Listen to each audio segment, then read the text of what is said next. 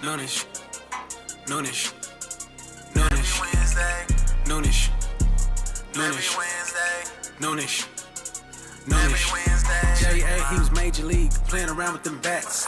Kia OG, making plays on the track. Sports and technology, we mix it in with facts. Catch him every Wednesday to like double tap.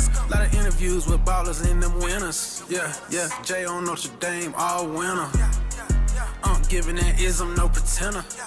And if they wanna hear the real, I tell you to send them to noonish, noonish, noonish, noonish, Wednesday, noonish, noonish, Wednesday, noonish, noonish, Wednesday, noonish, noonish, noonish, noonish, Wednesday, noonish, noonish, Wednesday, noonish, noonish, Wednesday, noonish, noonish, noonish, every Wednesday, noonish, every Wednesday, noonish, every Wednesday, around.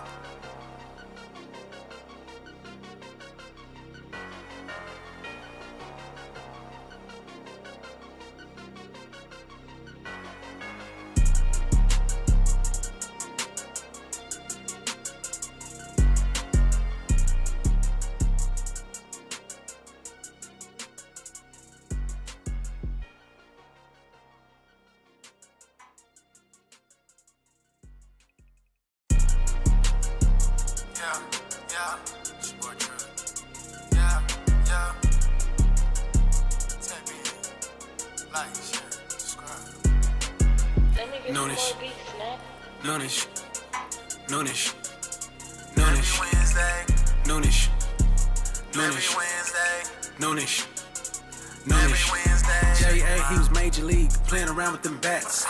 Kia OG, making plays on the track. Sports and technology, we mix it in with facts. Catch him every Wednesday to like double tap. Lot of interviews with ballers and them winners. Yeah, Jay on Notre Dame, all winner. Giving that league, playing around with them bats. Kia OG, making plays on the track. Sports and technology, we mix it in with facts. Catch him every Wednesday to like double tap. What it do?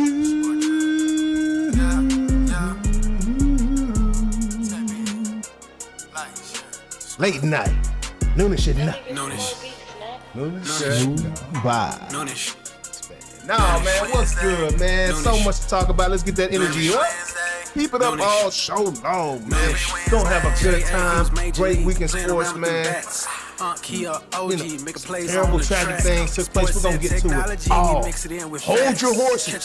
Strap yourself in. Get ready for an excellent episode of Noonish at Night, baby. 7 p.m. I'm your host, J.A., a.k.a. Jonathan Anderson, here with my awesome co-host, my Ron Bower. What's going down? Nothing, man. I'll tip my hat to the people. Oh, yeah. Because, hey, man, off the chain, because I used to do my best work at night. Yeah. But now it's noonish at night, and you're still doing your best work. So we back at night. So I got to do some good work. Still doing your best work at night, as far as I'm concerned. Yes, sir. Yes, sir. But, hey, let me make sure we got these hitters turned down so the people can hear us. If you didn't hear me before, I'm your host, J.A., a.k.a. Jonathan Anderson, here with my awesome co-host, my Unc, man. And y'all know how we like to get things kicked off with the one and only First Lady of F1, NHL, Miss First Lady of Cristiano. Yeah, the people want the song. Starting line off. Yeah. Wow. Noonish.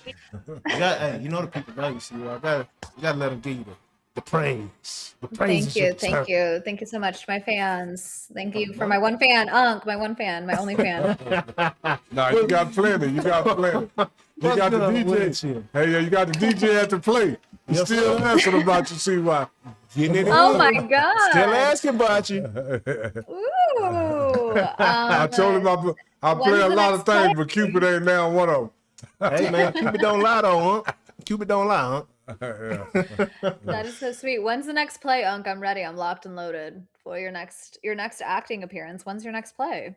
September. You know? Oh, note it down. Make a plan. Yeah, September 21st. Put it on your calendar. Oh shit. Oh, it is on my. I'm there. I had the time of my life. It was such a fun. One of my favorite memories of this whole year. Yeah, we're gonna have to catch that next one because I know the story has changed a little bit, and I was mad I missed the last. The name is always the same. Yeah. It's kind of like Dragnet. Do you know that old show? Yeah. And they say that the name remained. The name of the play remained the same, but it's so many secrets. Yeah. It's different secrets. And then sometimes we run the same secret depending on how the people like it, mixed in with other secrets. Yeah. So it's almost like a live series. Yeah. Yeah, kind of like a soap opera, They kind of doing one thing and then they might do it again, then they doing something else, and you can see it. You might miss one or two, but when you come back, you'll say, "Oh yeah, I kind of remember how all this played out." And it's messy. And one thing we love in America is a mess. We love secrets, boy. We love secrets. Yes, sir. I loved it. It reminds me of I like shows that are like that. Like I like plays that are like that. I like the show White Lotus is like same title, but there's different drama. But there's always that like underlying like something is afoot here. Something is mysterious. There's some suspicious activity, but you really never know kind of who's the good guy or bad guy. But that's kind of the fun part of the show. And that's what I felt you did so well at your show is sometimes you were playing a kind character and sometimes you were yelling at your fake wife, and that's I play 2-3 different characters. Well, really I play because all the characters I play are different people. They're not the same. I mean, when I came in, and that's why you're so talented. I think you could do that. I thought you did that so well. Hey, Unc pulling off Eddie Murphy, but he never changes his face, his costume, or nothing. You know what I'm saying? He just jumping the character. Exactly. It's pretty dope. Yeah. But yeah, Miss Siwa was good with you, girl. I lead you. I know our brothers up north had quite the race. I know you were quite happy after the fact, right? That your boy Lewis made a podium that was not a sprint race. Exactly. Wow, Canada is so fun. We're just jumping right into it. I'm excited. Wow, what a great race. A very interesting start to the race. They had kind of a weird formation situation. So at one point I'm like, what on earth is going on? Ferrari looked pretty fast in qualifying. They had some good sessions. But the start of the race was very interesting. So if you guys saw the F1 movie, there were some scene, like the early scene when Brad Pitt first goes to the track that he almost like acts like his car is not starting or he's not able to get off the grid. And it kind of starts off like, does this guy even know what he's doing? That's kind of actually what happened on the track this weekend. One of the cars kind of stalled out, couldn't move. So they had to do multiple formation laps, which means that their tires they have time to cool off. They're not kept as warm, especially when they go and sit back on the grid. So the start of the race, I'm thinking, oh no, this is gonna be one of those where Mercedes just doesn't have that start moment.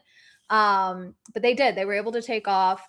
And lo and behold, though, George Russell, who was the favorite to win this race, he was on pole.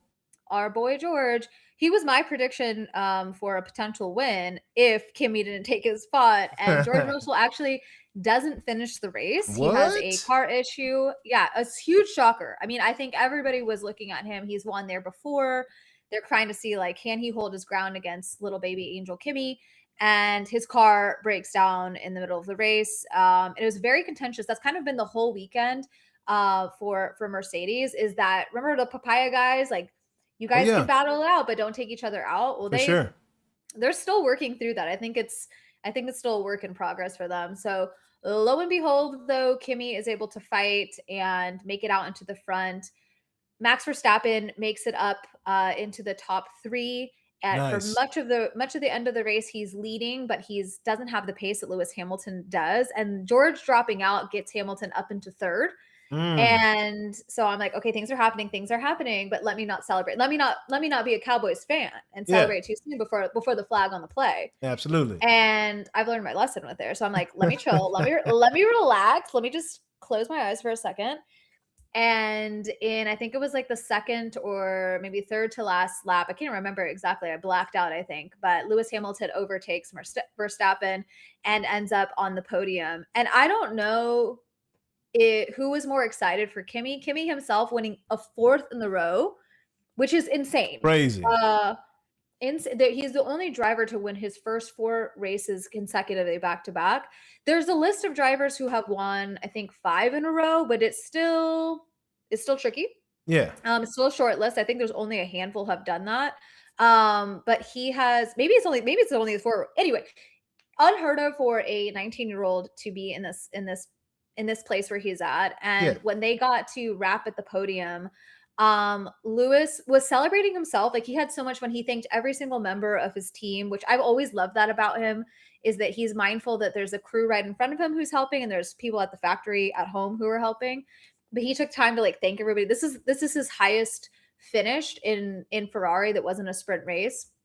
He's had plenty of time to write that thank you speech. Right. He's got plenty of time. So he hugged his mom. He thanked all of his team. But then he ran over to Kimi and like lifted him up and was like, you got this. In a moment that I've talked about this a lot. Do you think that, he regrets leaving Mercedes? He's watching this kid who's starting so fresh, so young, literally so green, and having the type of performance he's had at Mercedes. You've got Lewis is in his 40s, the all-time greatest for Formula One, watching someone take that seat, not take it from him, but replace him in a way and fill that seat. But he met it with such grace. I know inside probably a lot of work, a lot of therapy, a lot of thinking about how that must feel, but it was so cool. He celebrated Kimi more than he celebrated himself, even though the fans were really losing their minds about seeing Lewis on the podium. So I thought it was so fun at the very end when they actually break the champagne. And at one point I was like, wait, what's the legal age to drink in Canada? Are they going to give Kimi sparkling water, sparkling grape juice? What are they going to do? Kimi got drunk that night. Kimmy was turned and burned, I'm sure. But yeah, they at the very end, like they're taking pictures, and Lewis and the Mercedes engineer that got honored at the race, they lift Kimmy up, and they're just having so much fun. And what a weird situation to see Max, Kimmy, and Lewis on the podium when you guys know how I feel about the battle that happened between Max and Lewis years ago, and then watching somebody who really went after Lewis's title for years, seeing that in Max, and then watching them celebrate and enjoy Kimmy's win was really nice to me. But I have some breaking news that I wanted to share. Are you guys? So hold on, just to be clear. So Max got third, Lewis got second, and Kimmy got first? Yeah, correct. Okay. Correct. Okay. Yeah, Lewis, and to me, might as well have just won the whole thing, because I was like, you know what, this is so great. But again, like my favorite part was just what he was so happy. I mean, we've seen him down. You remember we talked about, like, he just was like, I don't belong here. This isn't working, and that wasn't that long ago. And so what a pleasant surprise to see him outpace Leclerc, which hasn't happened as much this season. Charles has definitely looked like the faster car in the Ferrari, or faster driver in the Ferrari rather. And so, yeah, what a cool opportunity. I mean, Kimi is unstoppable. And I think it's because he's just like, he just is like, what do I have to lose here? Like, I'm competitive, but I'm young. I've got a lot of years left here in this sport, and he's just going all out, and the risks are paying off for him in a lot of ways. And I know you have breaking news, but how big of a lead was it? How much did he win by? Because I thought they were pretty close, right? I mean, he won by a lot there. Dude, I mean, in multiple races, I mean, there was a delta of 10 seconds plus for a while from Kimi. Yeah. I think he actually ends up finishing 10 seconds ahead at least. There were a lot of really interesting. Okay, this is the difference between the front of the grid and the back of the grid. Multiple times, more than I've ever seen in recent years, where the leaders, like the first 2 cars, actually were lapping the cars so quickly. Like it almost looked like that McLaren, which had a DNF. At one point, like they look like they're in the front of the field, but actually they were in the back due to a funky tire, because everyone was waiting for it to rain. We're talking about last year's champions. Crazy for them. Swept. They had a bad tire strategy. And even last week or the previous race, they got second and third. Right. So that's right when we think they might be coming back into form. Like, nah, dog, we haven't figured it out yet. They need to take lessons from Unc with his all of his driving he used to do, all the speeding. Yeah. I'll really fast. I'll talk about that. It was one of the fun, like weirder decision making from a strategy standpoint. Everyone thought it might rain. It was actually quite cold. My sister was at the race and she was like, I'm freezing. It's way different than Austin where we're roasting outside and sweating and sunburned. But that means the track is different. Rain was a potential. So McLaren's actually started on a tire that works well for wet/dry conditions. And Oscar very early on the radio says, like, I'm on the wrong tire. We messed up. Like, I need to pit early. This isn't making any sense. And they do. They end up bringing him really early on because they're like, well, we'll just bank on hopefully these tires last to the end. And it was a shitty call, and it didn't do well for them at all. Somebody's getting a firm talking to or let go. I don't know. I was going to say fired, but I was trying to be nice, but yeah, you're right. Yeah, somebody's in trouble. Yeah. It was brutal. It was everybody else had. I think there were other people who started on inners as well, but yeah, it was just a weird decision making for sure. Man, yeah. If I know I'm on the wrong tires, but I'm out here in a great car on the wrong tire, like, nah, bro, I'm not finishing the race even, like at all. I'm not. Correct. I'm not. Correct. But shout out to you, Kimmy, with the dub. Shout out to you, Sir Lewis. It's so good to see you on the podium. Finally, now go get that dub, man. It's gonna be hard. You might have to go back to Mercedes to get it, but get your dub, bro. I hope to see it in red. I mean, it felt like it was right then and there, and I think that morale boost will do good things leading into Monaco coming up as the next race, which is obviously Leclerc's home race, but Lewis has won there before. So yeah, we'll see how it all plays out. We love it. Yeah. We love Monaco, man. We love Monaco. So, from a high note to a very low note and a very strange situation that has occurred, right? Man, shocker to the entire sports world, not just motorsports, not just NASCAR. Yeah. Kyle Busch, man. Like, this is crazy. Man. Didn't we see him at the track last year? Didn't he take a picture with the little kid, like right outside of the... So, yes. In the Hendrix uniform? He is so active and crazy. So well known and so... Approximately how old is Kyle Busch? He was 41. That's what I was thinking. Young buck. Young dude. Yeah. And they say, he got a win in the truck series. Okay. What's up? Like the weekend before, like the same 7 days. And he had a cough during that, and he mentioned he needed some assistance during that race, right? And he was sick the week before. Yeah. Right, and then evidently he got sick in the simulator. Like, I've done my research because it blew. He's 41, and I just saw the guy. Just saw him a year ago. And I'm. Yep. Like, it's crazy. I mean, an absolute shock. When I saw the notification come through that he was being replaced for the Coca-Cola 600, somebody was stepping in to drive for him. I thought, interesting, why? And then it says he's been hospitalized. But very shortly after that, it noted that he had passed away. And I thought, it's just what's hard for me is it's obviously that's a father, that's a husband, that's a person that is loved deeply by his family and friends. But wow, loved by so many in the sports community and the motorsports community. But I could not help but think, how does a athlete with resources, team, and I mean, there's a lot of data that comes out of this car. It's like, are we monitoring our drivers? Like, what happened here? I'm sure more information will come out, but wow, it blew my mind. I immediately start thinking into how does this happen? How does a 41-year-old who, has resources, access to healthcare, how do we end up here? And I'm sure more will be uncovered, but oh my gosh, really devastating. And ahead of the busiest, I mean, I talked about this last show, but really one of the craziest days in motorsports to cross over is we've got IndyCar, we've got NASCAR, we've got Formula One all in a Sunday, all of which are recognizing how big of a loss this was for the community. And I was trying to think, you guys know how I like to make comparisons between sports in case somebody doesn't understand the gravity of this. This is like a Fernando Alonso or a Lewis Hamilton being lost to the sport for NASCAR. This is like Kobe. It's a Kobe moment. Kobe's still playing though.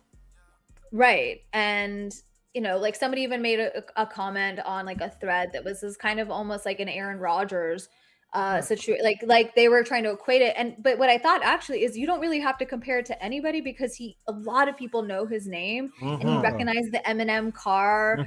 And if you don't know anything about NASCAR, you might recognize you might recognize Kyle and like he had this like signature bow he did, which pissed off his haters, but his fans loved. Yeah, absolutely. And gotta love it. It was just, really crazy. Yeah, I'm so confused because, I mean, I'm like you. He have a whole team, and Jay, you just described him. He had been sick for about 3 weeks. Yeah, so I've done my research, and it was pneumonia, right? And he started coughing up blood. It escalated to sepsis, I think, is what they ultimately said. Pneumonia and sepsis, right? It's a combination of the two. And I've had sepsis. Like over time, that's what took place, right? And because the pneumonia was not properly diagnosed and cared for, and I've had a situation like that, right? I forget what the year Great Debaters went out. I'm in the movie watching Donnie on the screen about to die. I didn't realize that I went straight to the hospital after the movie, but I was there to watch my homie on the opening night of the Great Debaters, right? But I didn't know I had pneumonia. I went to the doctor 3 weeks prior. They said that I had bronchitis. I was misdiagnosed. So, and if, especially during the summertime, like pneumonia, that's more of a cold weather. But I'm going to say this. Knowing the little bit I do know about sickness and stuff, it wasn't pneumonia, it was just sepsis. Sepsis is deadly. Deadly. Absolutely. And that's what I know. That's what ultimately did it and why it went so fast. Yeah. Once you sepsis. Man, if you don't get that diagnosed, and this is the thing about sepsis, do your research. Most of this time, sepsis is contracted in the hospital. Absolutely. Well, it's an internal thing. But still, it's not like you can't catch sepsis. Sepsis is there's a leakage going on within your body that is what's the word I can't think of? Not irritating. Infecting your bloodstream. Yeah, absolutely. Right. So but he brings up a good point because a lot of people enter the hospital with an infection that is bad, so they initially are treating a pneumonia or another type of like maybe another respiratory or a high fever, and then it is very often though that does, if it's not treated correctly or fast enough, that the infection has already starting to spread, which can become very tricky if you're not on consistent IV antibiotics. Yeah. And I've like my own mom, she had the same thing actually, Jonathan, where she thought she had bronchitis, was sent home, didn't feel well, suddenly started to feel way worse, went to urgent care, and they're like, you got to go to the ER. And by the time she got to the ER, her lungs were essentially full of fluid. Yep. And she ended up developing, like you were saying, sepsis in the hospital and had to be on that type of consistent care. And I just think, at the end of the day, these are real people who they are athletes, but they are people. Yeah. And we're all, we're not immune to real life. And sure. I just think sometimes maybe athletes push themselves further because they don't want to disappoint their sponsors. He just won, and it's so amazing. There's a clip, and I wish we could show it in real time, but there's a clip after he just won in the truck series where he, what is this? They ask him, what does this mean to you? Why is this race so important to you? And he literally says, you just never know when it's going to be your last. And I'm like, oh my God. I read that. Yeah. It's just like devastating. So it just makes me so grateful for one, again, at the end of the day, we find entertainment from these athletes, but this is their hard work and they're real people. And at the Coca-Cola 600, obviously at every race this weekend, they honored him in some way. Yeah. At the 600 this weekend, his family was there. Can't even imagine what that's like. His son is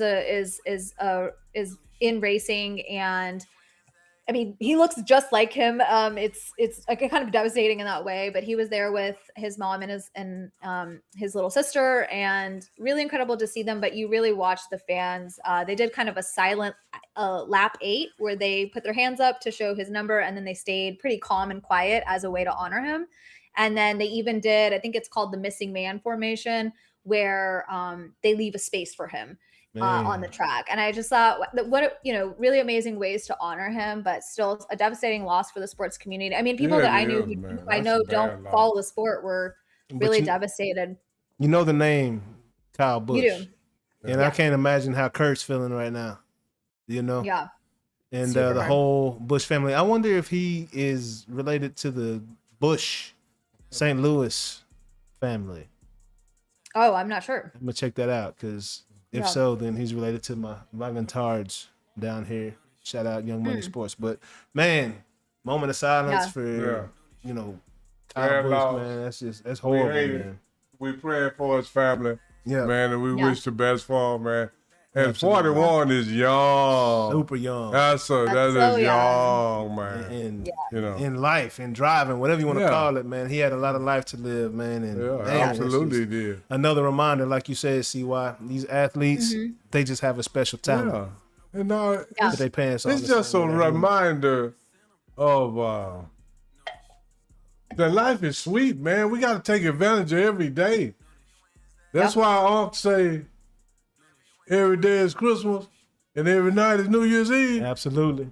Because you're making the most of every day. Yeah, and every night. Because guess what? Tomorrow we might not be here. Yeah, absolutely, man. I mean, but anyway, we're going to talk about something else. Yes, sir. But, yes, sir. No, I love that. I love that message. I love that message. I'm got a saying, life be lifing. Yeah. Mm-hmm. Yeah. Life be lifing. We don't know what it's going to entail. So we got to take advantage of every moment we got. We're going to give Kyle a special salute with these horns real quick. Absolutely. There we go. Yeah, well, it was truly crazy. And I think it had like a devastating I don't know, the event just seemed a little sad in that way, but then man, there was can I flip into NASCAR and just close out on into Indy? Oh, let me close out NASCAR and then I'll move into Indy. There's a interesting tie in here. NASCAR had the Coca-Cola 600 is a very long race, even if there weren't any cautions. They end up calling it because of rain. And our girl, Catherine Legg, who was part of Indy, she crashed in not really her fault in the Indy 500, but she does race pretty far into the Coca-Cola 600. At one point, one of her tires flies off and she gets pretty far behind, but she does go until they end up ultimately calling the race with the rain. The rain was so bad they have to call it. They don't play. F1 will race in the rain. NASCAR does not play. Yeah. And so they called the race, and it ended up. We've talked about him before. Daniel Suarez, who is the brother-in-law of Max Verstappen, wins the race. He's a Mexican driver, and it was really, I mean, he was so excited. His family was excited, but he did honor Kyle and the fans and all of the tributes they had done. So it was a really crazy end to a crazy day that started. Let me transition into IndyCar, and I only have a couple minutes. I gotta go. I'm at a golf course right now, guys. I don't know if you can tell. Hey. I didn't do any golfing. I've just been networking today, but the Indy 500. Again, one of the greatest spectacles in sports. If you don't follow motorsports, you still might follow the Indy 500. I before I cared about NASCAR or even Formula One, remember turning it on for at least the last couple of laps as a kid. Now I watch much more close. Sunday, guys, I was glued to the TV. I didn't get up. I started off early with Formula or IndyCar, Formula One. At one point, I'm like toggling between both because they were starting to start at the same time and end at the same time. So I was frazzled, but ultimately, Felix Rosenqvist, and he wins with the closest margin. Do you guys remember on Cars where Lightning McQueen sticks his tongue out to win and cross the finish line first? Absolutely. That's kind of how Felix won this race. That's how I felt. It was literally, I think the number ends up being 0.002833 seconds or something like that to close this. Yeah, I mean, literally, probably less than a blink of the eye. And really crazy win. And I mean, it's an incredible race. There was a lot of back and forth. The favorite to win, who was on pole, falls back. There's, is a lot of cautions, a lot of kind of slowdown periods. Again, Catherine, another car, I can't remember who it was, crashes in front of her. She swerves to avoid it and then ends up kind of losing. I think it was the rear of her car, ends up spinning out. So she's out of the race. But is that her first race or the second race? She's raced it before, but this was for the day though. Indy was her start. So my thought was, hey, if you're not going to finish the race, like get out of there early so you can get into Charlotte. And what was even crazier, guys, is yesterday I turned on my TV, and it was yesterday, the day before, and they're doing like an Indy honors, like they honor all of the drivers of the Indy 500. And I'm like, this girl went from Indy to Charlotte, back to Indy, is in a ball gown at 6 p.m. the following day. I'm like, oh my God. Wow. I guess it was, I think I watched it last night. There's no way it was the next day. Anyway, the point is that homegirl was doing the most, and I'm like, she's got to be tired. How did she finish in NASCAR? It was really pretty far back, but again, because she had at one point, I saw her car, and then I saw her tire pop off and roll beside her. No.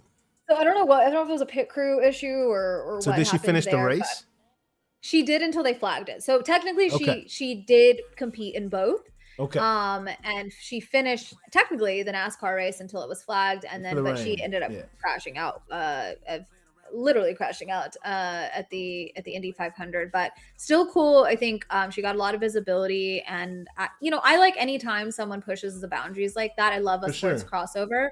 I think it brings visibility for fans and sponsors, and she certainly did that, even if she ended up pretty much in last place for both. But I still think it's a feat to do it. I mean, kind of same issue with Kyle Larson when he wasn't able to finish the race or make the race with rain, and then other times crashing. So it's hard. It just proves to you like how hard it is to do and to run any single race. But I do want to end on a fun note. Unc, you might like this. I feel like you're a fashionable guy. Hey. Breaking news today, Alpine is a current team on the Formula One grid. They have just announced that Gucci, the fashion brand, is going to sponsor that Formula One car. So we'll have a Gucci car on the grid. Ooh, and I was like, wait a second. So that's gonna be fresh. I want to see that wrap. Can you imagine? I wish I could. I'm gonna put it up in my clip. I'm gonna show you the Gucci car. They did a unveiling of what the livery or the car painting, the wrap will look like. Sure. And guys, I gotta be honest, I don't own any Gucci, but I'm about to. Does it have the classic Gucci print on there? Ooh, I gotta see this one. I gotta see that. He's cute for sure. Yeah, got the double G's on that John, It's so cool. I really truly wish I could show you, but you guys have to look it up. It looks so cool. And I was like, just imagine this. Formula One. Can I get a sound, please? This is a Formula One declaration. Let me see what's on. I'm gonna give you a bell. I'm gonna give you a ring right here. School's in session. Declarations. Formula One. We know you watch the show. Here's our pitch. 1, let Cadillac sponsor us so we can ride in a Cadillac to a race. I got a lyric. We're already paying our dues. Where then DTS paid our dues. Where then next year Gucci sponsors us and they give us an outfit so we can do a fit check. Let's go at the race. And I just feel that is the only proper way for them to send us out. Yeah, I'm with it. I'm with that. I'm with that Gucci. Hey, Gucci sponsorship. I got a homeboy. This is the real truth. I got a homeboy got 5 Cadillac. Man. Oh my God. 5 Cadillac. 5 times. He got 2 Escalade. He got a CTS. Who's your friend, Rick Ross? I need to holler at your homeboy. Yeah, he got 5 Cadillac. And this is what he tell me all the time. He said, man, it ain't but one thing ride as good as a Cadillac. What's that? Well, another Cadillac. And he ain't lying, because you ride like you drive. He loves Cadillac. He got 5 Cadillac. Let's go. Cadillac. Yeah, man, I love it. I love it, man. Yeah, man. Now shout out Gucci. That's huge. Shout out Cadillac. And shout out Cadillac. We throwing our bid. We throwing it out. Hey. I ain't a lefty, but I'm a toss it lefty this time. Please. Well, love you guys. Thank you so much for putting up with me today. I only wish that the audience could see my setup. I'm sitting on I've got my laptop on a box. I've got my microphone is hanging on by a thread, and I'm partially sunburned, but I'm happy to be here. Love you guys. But you know what you call that, CY? You call that dedicated. Dedication. Hey. Motivation. Exactly. Yeah, absolutely. Exactly. And one more shout right. out to you. CY. See you next week. Love y'all. Have a good show. Shout out to you. Yes, ma'am. We'll see you, girl. Peace. Excuse me, y'all. Y'all know what it is. That is the one and only First Stadium. Christiana Yebba, man, bringing the heat, man. So much fun every time. Every single time we see you, I got one thing to say. What's that, If huh? you're new to the show, subscribe. Hit all your buttons. You like, Yes, sir. you share, Yes, sir. you subscribe, Yes, sir. and your notification bell. Yes, y'all, and you don't stop. And just in case y'all don't know what Uncle doing right now, I'm putting his gloves on. We got a box with JA. You know what I'm saying? Hey, I hope you're ready, huh? You know, Hey. I'm coming with the thing, Paul. But hey, you know, we coming for the heat, baby. I'm telling you about Unc got moves like Parnell Whitaker. Yeah. He got hands like Tommy McMahon. He can bob and weave. Yeah. But when he come up, bing, bing, bing, bing. Yeah, and I got a rap that I did when I was in Cali. 5 foot 11, 200 pounds, quick like Mayweather laying down. I had to do a blank right there, but hey, man, me and Unc about to have a good time right now. Yeah. I got he say he be schooling me, but hey, man, Daniel's son has come back. Hey, I'm a schooling, but I ain't To gonna the fool sensei. it. I ain't gonna fool it. Let's get this thing Let's get cracked this off. show man. started. Let's go. What we're gonna talk about first. First topic, the USA men's national team has been revealed. Yes, sir. Getting ready for the FIFA World Cup coming up here in July, man. Second week of July. Hope y'all ready. I'm going to be in my USA gear, man. I love the World Cup. Soccer is a sport that I wish that I played, man. A lot of fun. Y'all tap in. Christian Pulisic, Tyler Adams, man, Weston McKennie, man. It's going down. Tap in, support the USA on. What you think the USA going to do in the World Cup? Think we're going to win it? You want me to build the people up? You want me to tell the truth? We got the red and the blue in the background. Tell the truth. Hell no.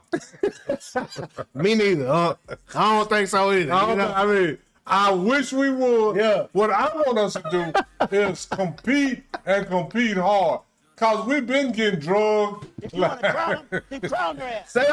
who we thought they were?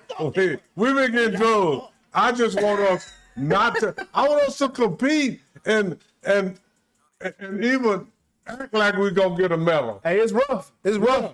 I mean, cause hey man, We got when soccer or football is the biggest sport in every other nation that competes in the World Cup.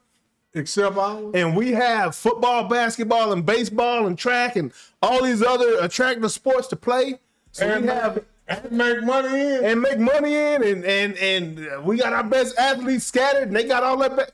You go look at Belgium. Yeah. Belgium look like got doggone San Antonio Spurs minus Wemby. They ain't got no 7-for-7 running around, but they got some 6'8", some 6'5", some 6'4". They got some huge boys out there running around, man. You know, we got ours on the basketball court. Yeah, They got theirs on the soccer field. And I'm saying like this, our football players. soccer more physical than people want to give it credit. Absolutely, it's physical, man. Boy, big. Keep running to it 4-5 times. Try to if you want to. Yeah. You know what I'm saying? Hey. Yeah. And hey, I'm just saying, we got our football players. We got things taking us away from football. Oh, Okay. absolutely. So shout out to USA. I'm representing. I'm pulling for you. But I'm also a realist. I'm a homer. Yeah. I'm always pull for the U.S. in anything Absolutely. against anybody. Got to. Simple man. as that. I'm a homer. You know, whether we're gonna lose or not.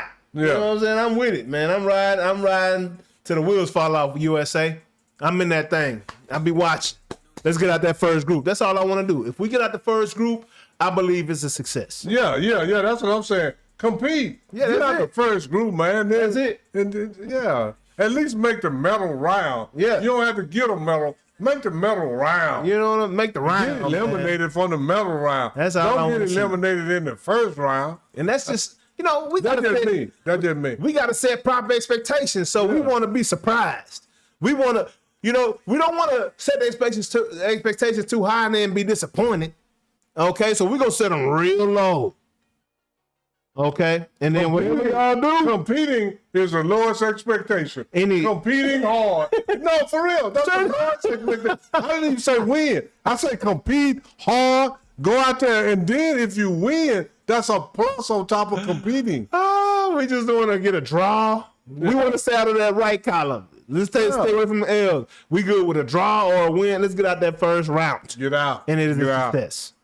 That's a success. Simple as that.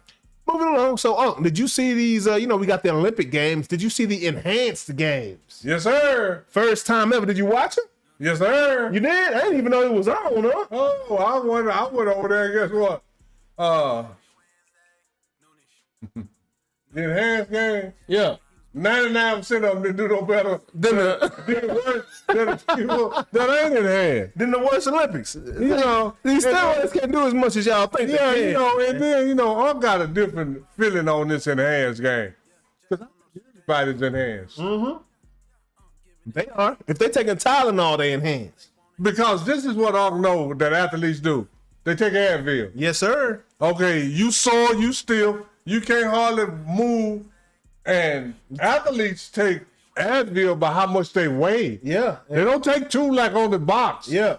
If you 280 pounds, 280 or 300 pounds, you a shot putter or offensive lineman, you may take 6 or 8 Advil. I know 4 for sure, but yeah, 6 or 8 for sure. No, there's people that take 6 or 8. I believe it. And you do that for a couple of days. You don't do it long. But then after you take your, say if I'm real sore this morning, I take at my weight, like you say, 100 to 180 pounds, 185, between 180 and 190. Take 4. Yeah. Okay, then I wake up in the morning, I ain't even still. I ain't even sore. That inflammation is down. Now I can work out harder than I would if I was stiff or sore so I can get more production. Is that enhanced? Absolutely. Yeah, absolutely. By definition. So you know, and then nobody. And then Fred Keller was in it. He's supposed to be clean, and he won the race. Yeah, he did. They had a swimmer that set a record. Yes, he did. But this is the whole thing. That swimmer was already an Olympia. Yeah. He didn't get a medal. He never got a medal clean. But he set the world record. But he was an Olympian now. Yeah. So he was already top 1%. Yeah, he already elite. So, I mean, you know, and then I got to go look at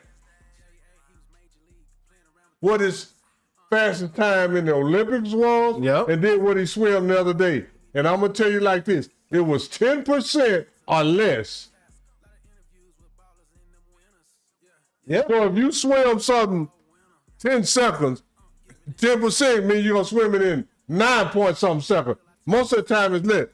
So, like I always say about this stuff, you can't turn a donkey into a Kentucky Derby runner. Absolutely. You got to already be a thoroughbred to even be in the Kentucky Derby. This guy was a thoroughbred. Yeah. And they had several swimming races, several running races, Yeah. and he's the only one that set a record. And I'm going to tell you like this, he might be the only one all year to set a record. Man. Because that enhancement...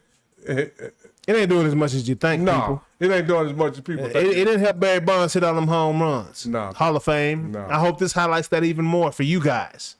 Because that's all I think about every time I see some enhancements. No, I saw the enhancements. I'm straight to Barry Bonds. I watch. And you know what? When Fred Kelly won 100, he started beefing with them guys. Did he? Yeah. Fred Kelly said, y'all got to do better. Absolutely. You on that shit? This is his exact word. You on that shit. And I beat you. Y'all got to do better. And you got to watch the narrative, too, because I've been seeing a lot of stories out here making it seem as if Fred Curley was on that, and he wasn't. No. Fred Curley was a clean runner in that Olympic, and he won.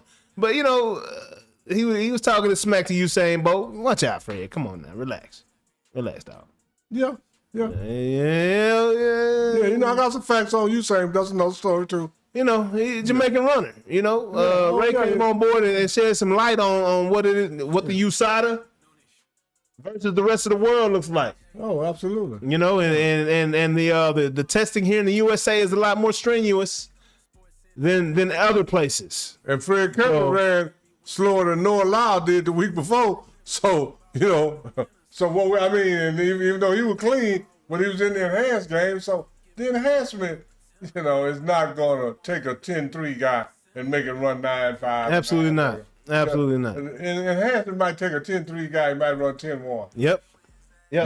Maybe.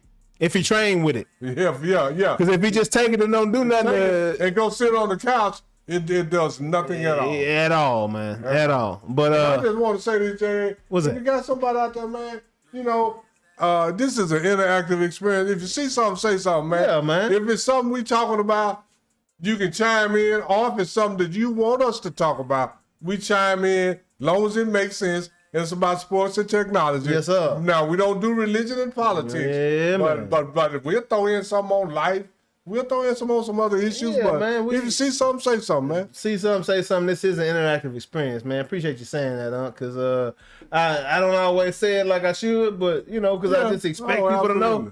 But we got a lot of, new people. Yeah, and the enhanced games is what it is. Yes, Let them do their thing. But this is the thing, though. The enhanced game gave away $2.1 million in one day. What the Olympics do? 200. They got. This is the whole thing. Like in the Diamond League, you get $250,000 after you win the whole league. You got to run all summer. They got $250,000. Fred Kerley and the guy that set the record, they got $250,000 Saturday. Wow. See? For first place. They're gonna rival some stuff. Hey. Whether I'm enhanced or not, I want to get $250,000. Money talk. Money talking, all this other stuff. Whoa. Yes, sir. Money talk. Whoa. Let's get it. Let's get it. So shout out to the enhanced games, man. I love to see what you guys are doing. Hey, man. You're proving a point, if nothing else. I love competition. Man. I don't care what they call it. Absolutely. And y'all just need to promote a little better, man. Holla at your boys. We got you. We with you. We riding along with you. Oh, did you see that Usyk definitely lost his heavyweight title on Saturday? To who? My boy, his name is Rico. First answer is no, I didn't. Verhoeven. Usyk just had. This is very similar to the whole Francis Ngannou and Tyson Fury situation. My boy Rico was 1-0 coming into this fight. I think what? 1-0 coming into this fight. How he even get a shot? Same way Ngannou did. So he's known for kickboxing. Rico was up 4 rounds in this fight. He got knocked down in the 11th. After he got knocked down, Usyk jumped on him real quick and was throwing some hands. Rico, he was bobbing. He was playing defense. He wasn't coming back with offense. Usyk was on it for like 4 seconds, and the referee jumped in and called a fight in the 11th round. Usyk was down 4 rounds. He was down. Well, man, Jay. He got saved by the ref. Yeah. Well, Jay, it's a new day in sports, man. Hey, man. Crossover. And then not only that, these athletes, they just love money. They don't love the game. Yeah. And no game. The boxing game, basketball game, football game, UFC game. Ken say, because this is what I know. Do you know who Ken Shamrock is? Yeah. Say, man, Ken Shamrock was in UFC guy. Yeah. No, he was in the he was UFC guy. Before it was UFC, it was when they had no weight class. Yeah. Ken Shamrock won it. They was fighting still. Yeah, but they were fighting like they was scrapping. It didn't matter if you weighed 190 or you weighed 250. Yeah, you gotta fight. 300 pounds. I saw the big 400 pounds. That's why Ken Shamrock quit wrestling, because he said, "Man, I'll be the hurt these dudes. Yeah, because they pissing me off. I'm faking like I'm losing, but I can really whoop them." Absolutely. That's why Ken Shamrock quit wrestling. I believe it too. So, man, all that stuff, man, man, fighting is hard.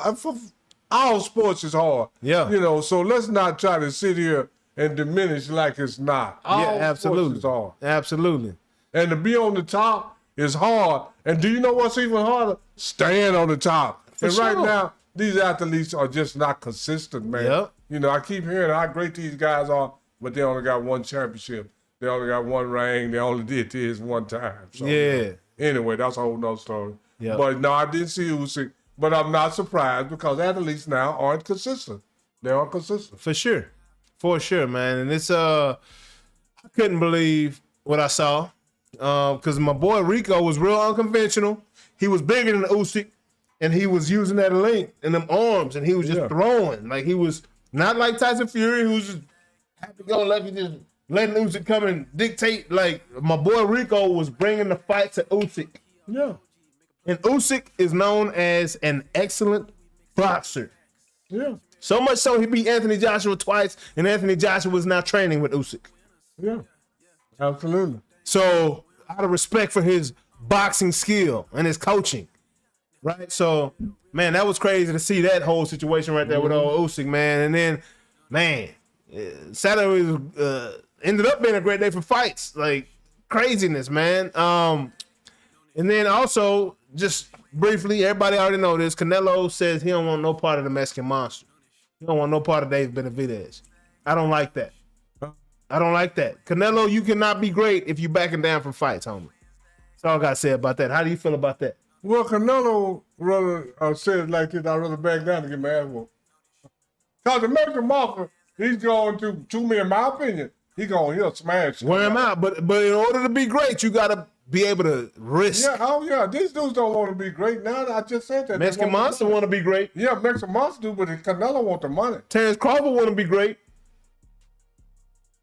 Canelo been about the money, man. Yeah, all these dudes. And he been cherry picking his fights. Because this Canelo, is the thing. bro. Because you know like, why all these guys is about the money? They want to be Money Mayweather. Mm-hmm. They won't be Money Mayweather. Can't do it. Can't be it. It ain't going down like that. But moving along, Canelo's sad. This was the most entertaining event as far as boxing and fighting is concerned this weekend. Johnny Manziel versus Bob Minnery. Johnny Manziel went in there and made my boy Bob Minnery tap out quick. I told you Johnny Manziel is a good athlete, man. Absolutely. And then this is the whole thing. Hey, man, I ain't even trying to be funny. Say, man, Johnny Manziel, that ain't no punk, man. Yeah. You better read about it. Man, people don't even know. Say, man, I ain't gonna say. So he got some residue. He got some residue from Johnny Manziel, daddy might be the mafia, man. I believe it. I know he got car dealerships and all that. That's why Johnny Manziel wasn't worried about the NFL. He got other money. He been letting you know what it was. Go ahead, but I'm just saying, I don't know what kind of name is Manziel? What kind of name? It sounds Italian to me. Okay, I mean, I'm just saying. I don't think too many Z's in last names that ain't Italian. And then this the whole thing too, you know.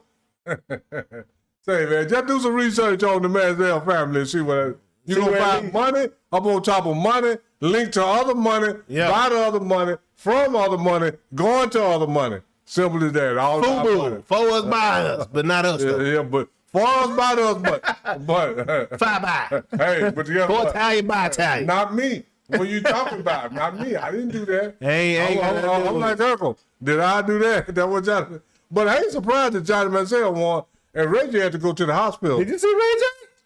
Did you see that? Hold on, this is the problem though. Ray J be talking real tough. Man, this is the thing. It's all these dudes be. So, what is Ray J known as? Brandon's little brother. Brandon's little brother. So, absolutely. So when Ray J really had some fights? You know, he was a gang member there for a little bit. Because you know how it goes down, man. You know a suburban kid that want to be tough, so now he got to act a certain way so he can prove his blackness. But what are we talking about right now, Ray? Be a part of? Man, I don't even know. The Sissy Gang? I ain't trying to be funny. Diddy Boys. Yeah, that's what I'm talking about. Diddy Boys and Sissy Gang the same. Come on, Ray J ain't never been tough. It ain't nothing about Ray J seem tough. These dudes got to quit acting tough. You know, talking tough. Ain't none of these dudes tough, man. Crazy, man. Ain't ever scrapped in their life. Tupac used to love to fight, but he used to get beat up all the damn time. Did you see Michael Jackson beat up Tupac? That's what I'm talking about. Did you see who knocked him out though? Super Hot Fire. Super Hot Fire. No offense to you, Super Hot Fire. All I know is he's like the nerdiest dude that used to just troll people like via freestyle. You know what I'm saying? And he got cold from his freestyle trolls. Yeah. But he was never, you didn't look at super high five and be like, oh, I bet he was cold in high school. Oh, I bet he could scrap. Like Ray J just got knocked out by a guy that I didn't even fight. We ain't talking about Jake Paul. No, this way different. This way different than Jake Paul. Like when I say Jake Paul can't fight, I'm talking about Jake Paul can't fight a professional boxer with any kind of skills. Yeah. But if you run up to Jake Paul at the gas station, Jake Paul will whoop your ass. Absolutely. I'm just telling you for real, right? So don't think I'll say Jake Paul can't fight. Go to him at gas station. Get him at Costco somewhere. Jake Paul will whoop your ass. Because Jake Paul have trained in fighting. Yeah. But Ray J, come on, man. Ray J said he started training the week of the fight. And it looked like it. And you ain't never had a fight. On top of that. I don't know if you watched the actual fight. Yeah, I saw it. Ray J went out there tiptoeing, looking like Sugar Shane versus Mayweather. But like his punches were so just soft and weak. Like you could tell he was just in there doing what he was trained. He didn't have nothing behind it. No. Ain't nobody training you to throw no. Come on. See, he going hard like he don't know what he doing. That's what bad. Yeah, that was bad. That was bad. And then after the dude that didn't know how to fight, because when he hit him, it didn't even look that bad, but Ray J had to go to the hospital, man. Ray J, he's probably still in the hospital. My boy Ray J, hey, he got stung by the left. He looked like he wanted to return a punch that never came out. You know? He wanted to throw that punch, but he was like, and down goes Ray J. Man, that's the worst. The only fight that I saw that might have been, well, no, that was even worse. That's the worst fight I ever seen. Yeah, that was bad. That was bad news. Real bad news. As far as I'm concerned, Ray J. Yeah, Don't ever talk tough again, dog. That fight worse than a fight I seen in the 3rd grade against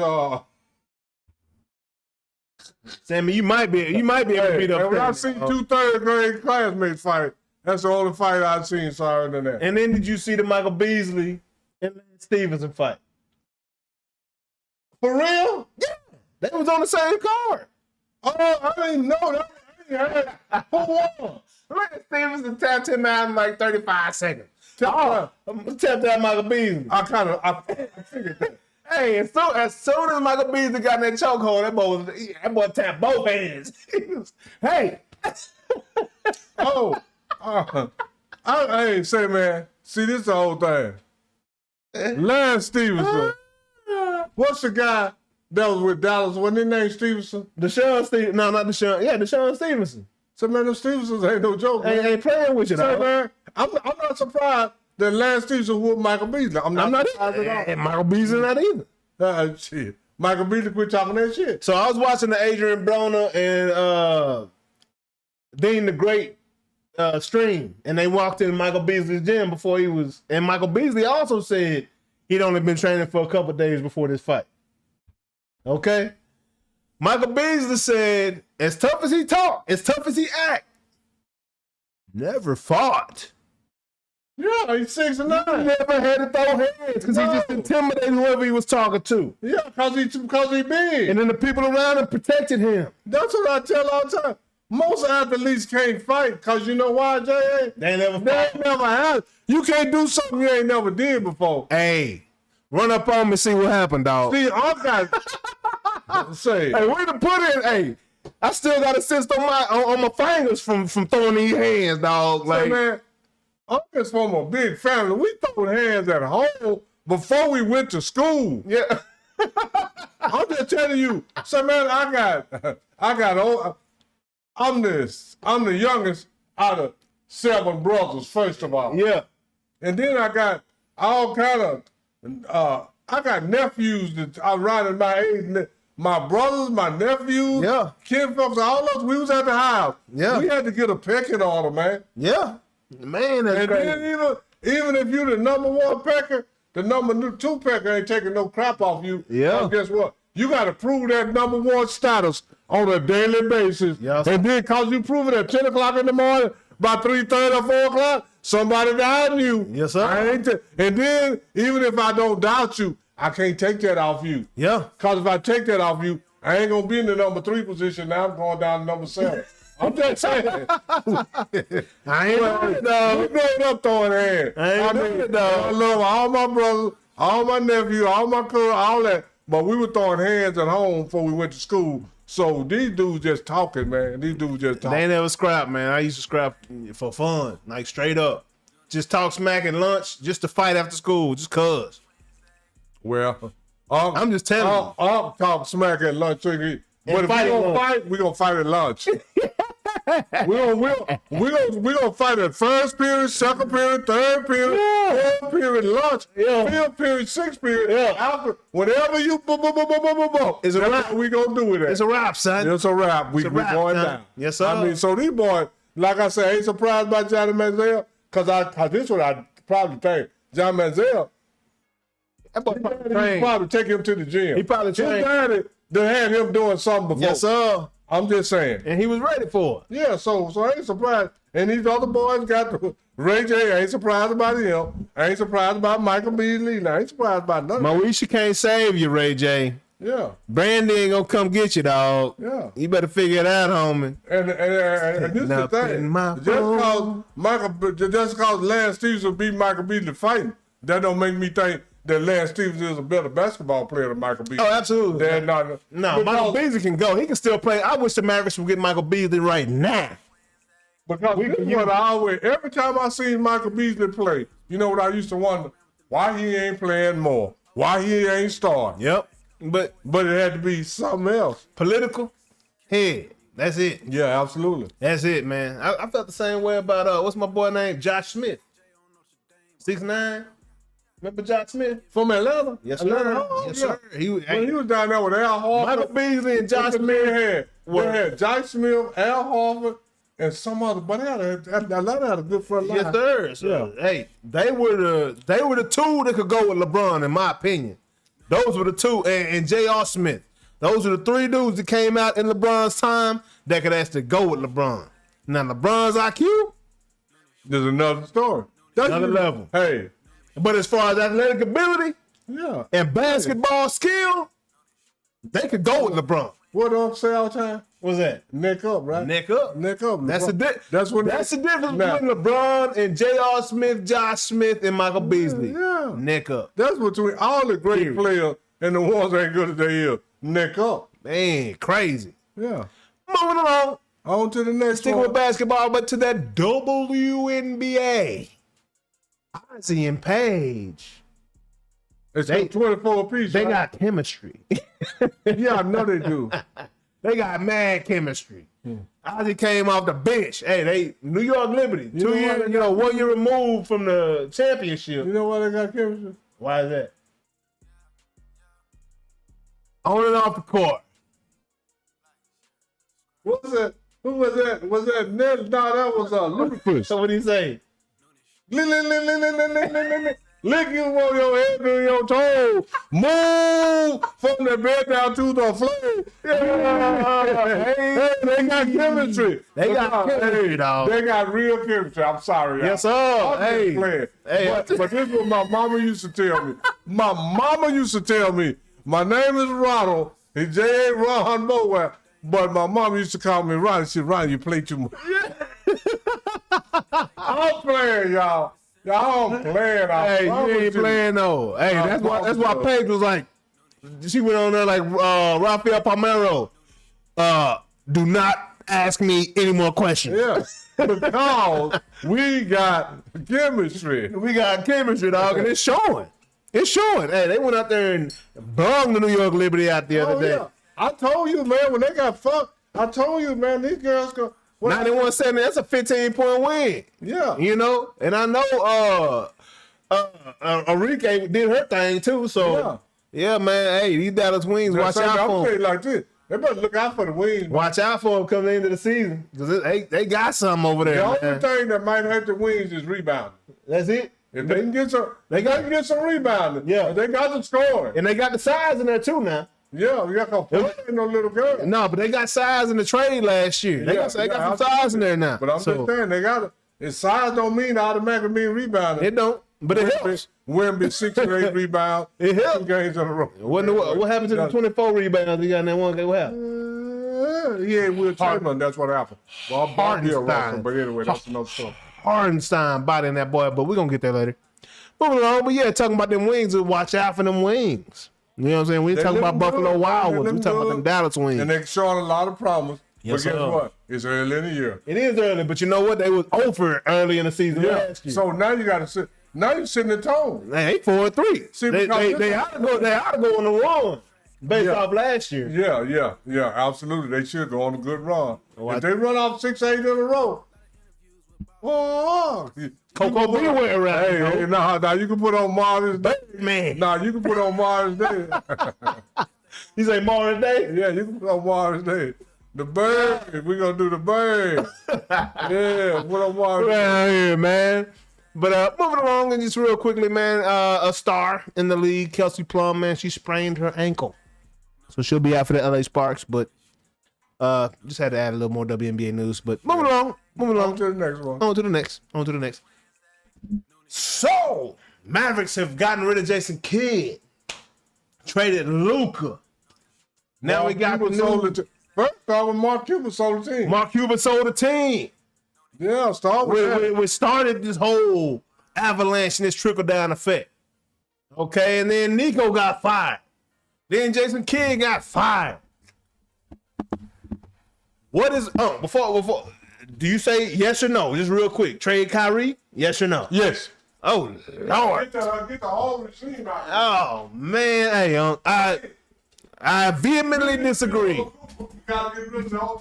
I vehemently disagree right there. Trade Kyrie?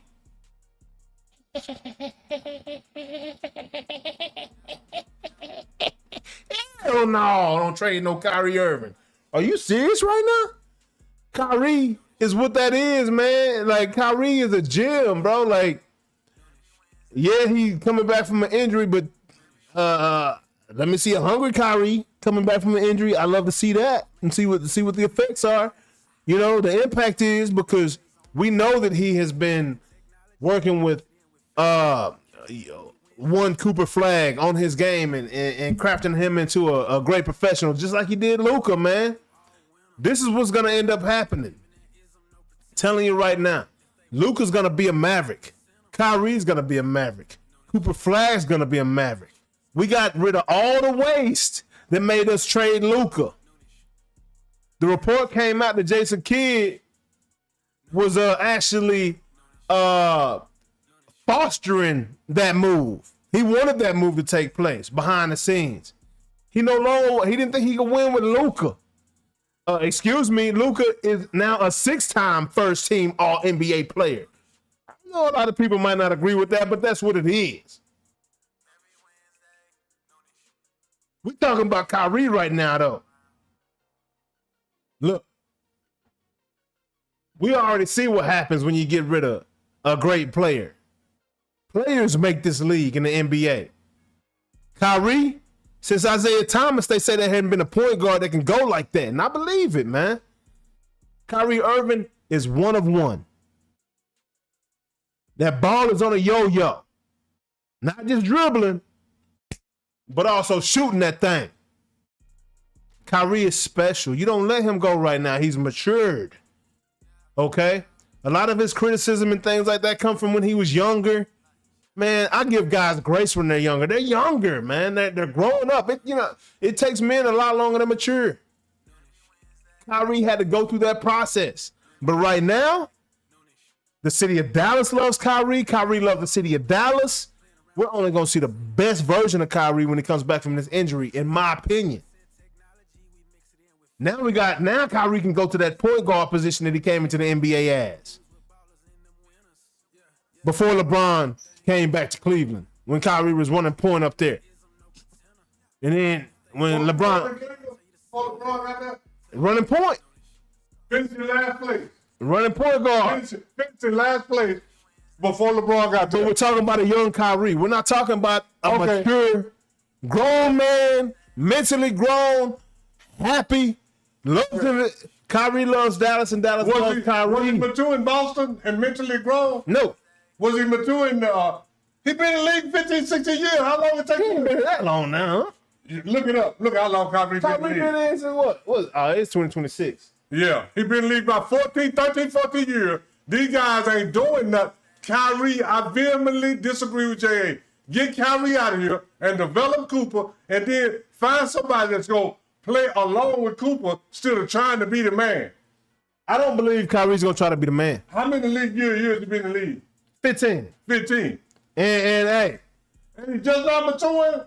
He just not maturing? He was injured. He was injured. And he's happy here. I don't We don't have He was injured in Boston. He was injured in New Jersey. I can't blame none of our losses on Kyrie. I can blame it on Luka's defense.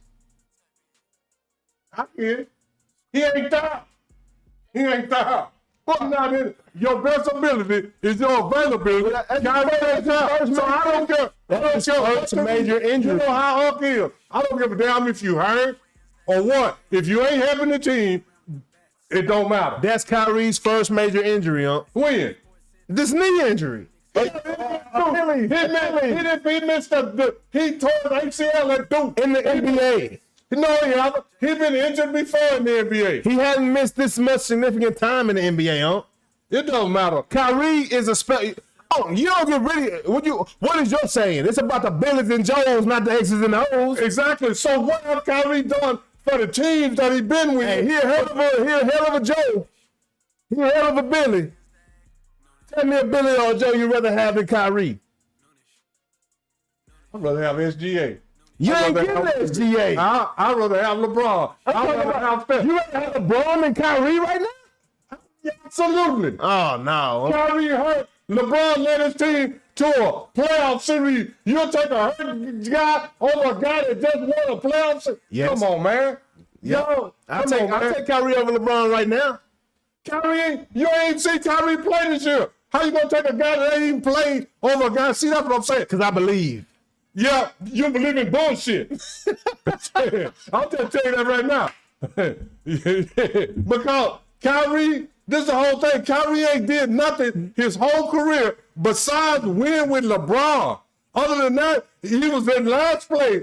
He was in Cleveland 2 years. Both years he was there. They finished last. LeBron came. They finished first. They win a championship. He get mad. He say he don't want to follow LeBron. He went to Boston. He couldn't even play with Tatum and what's his name. He was young. Then he went over to Brooklyn.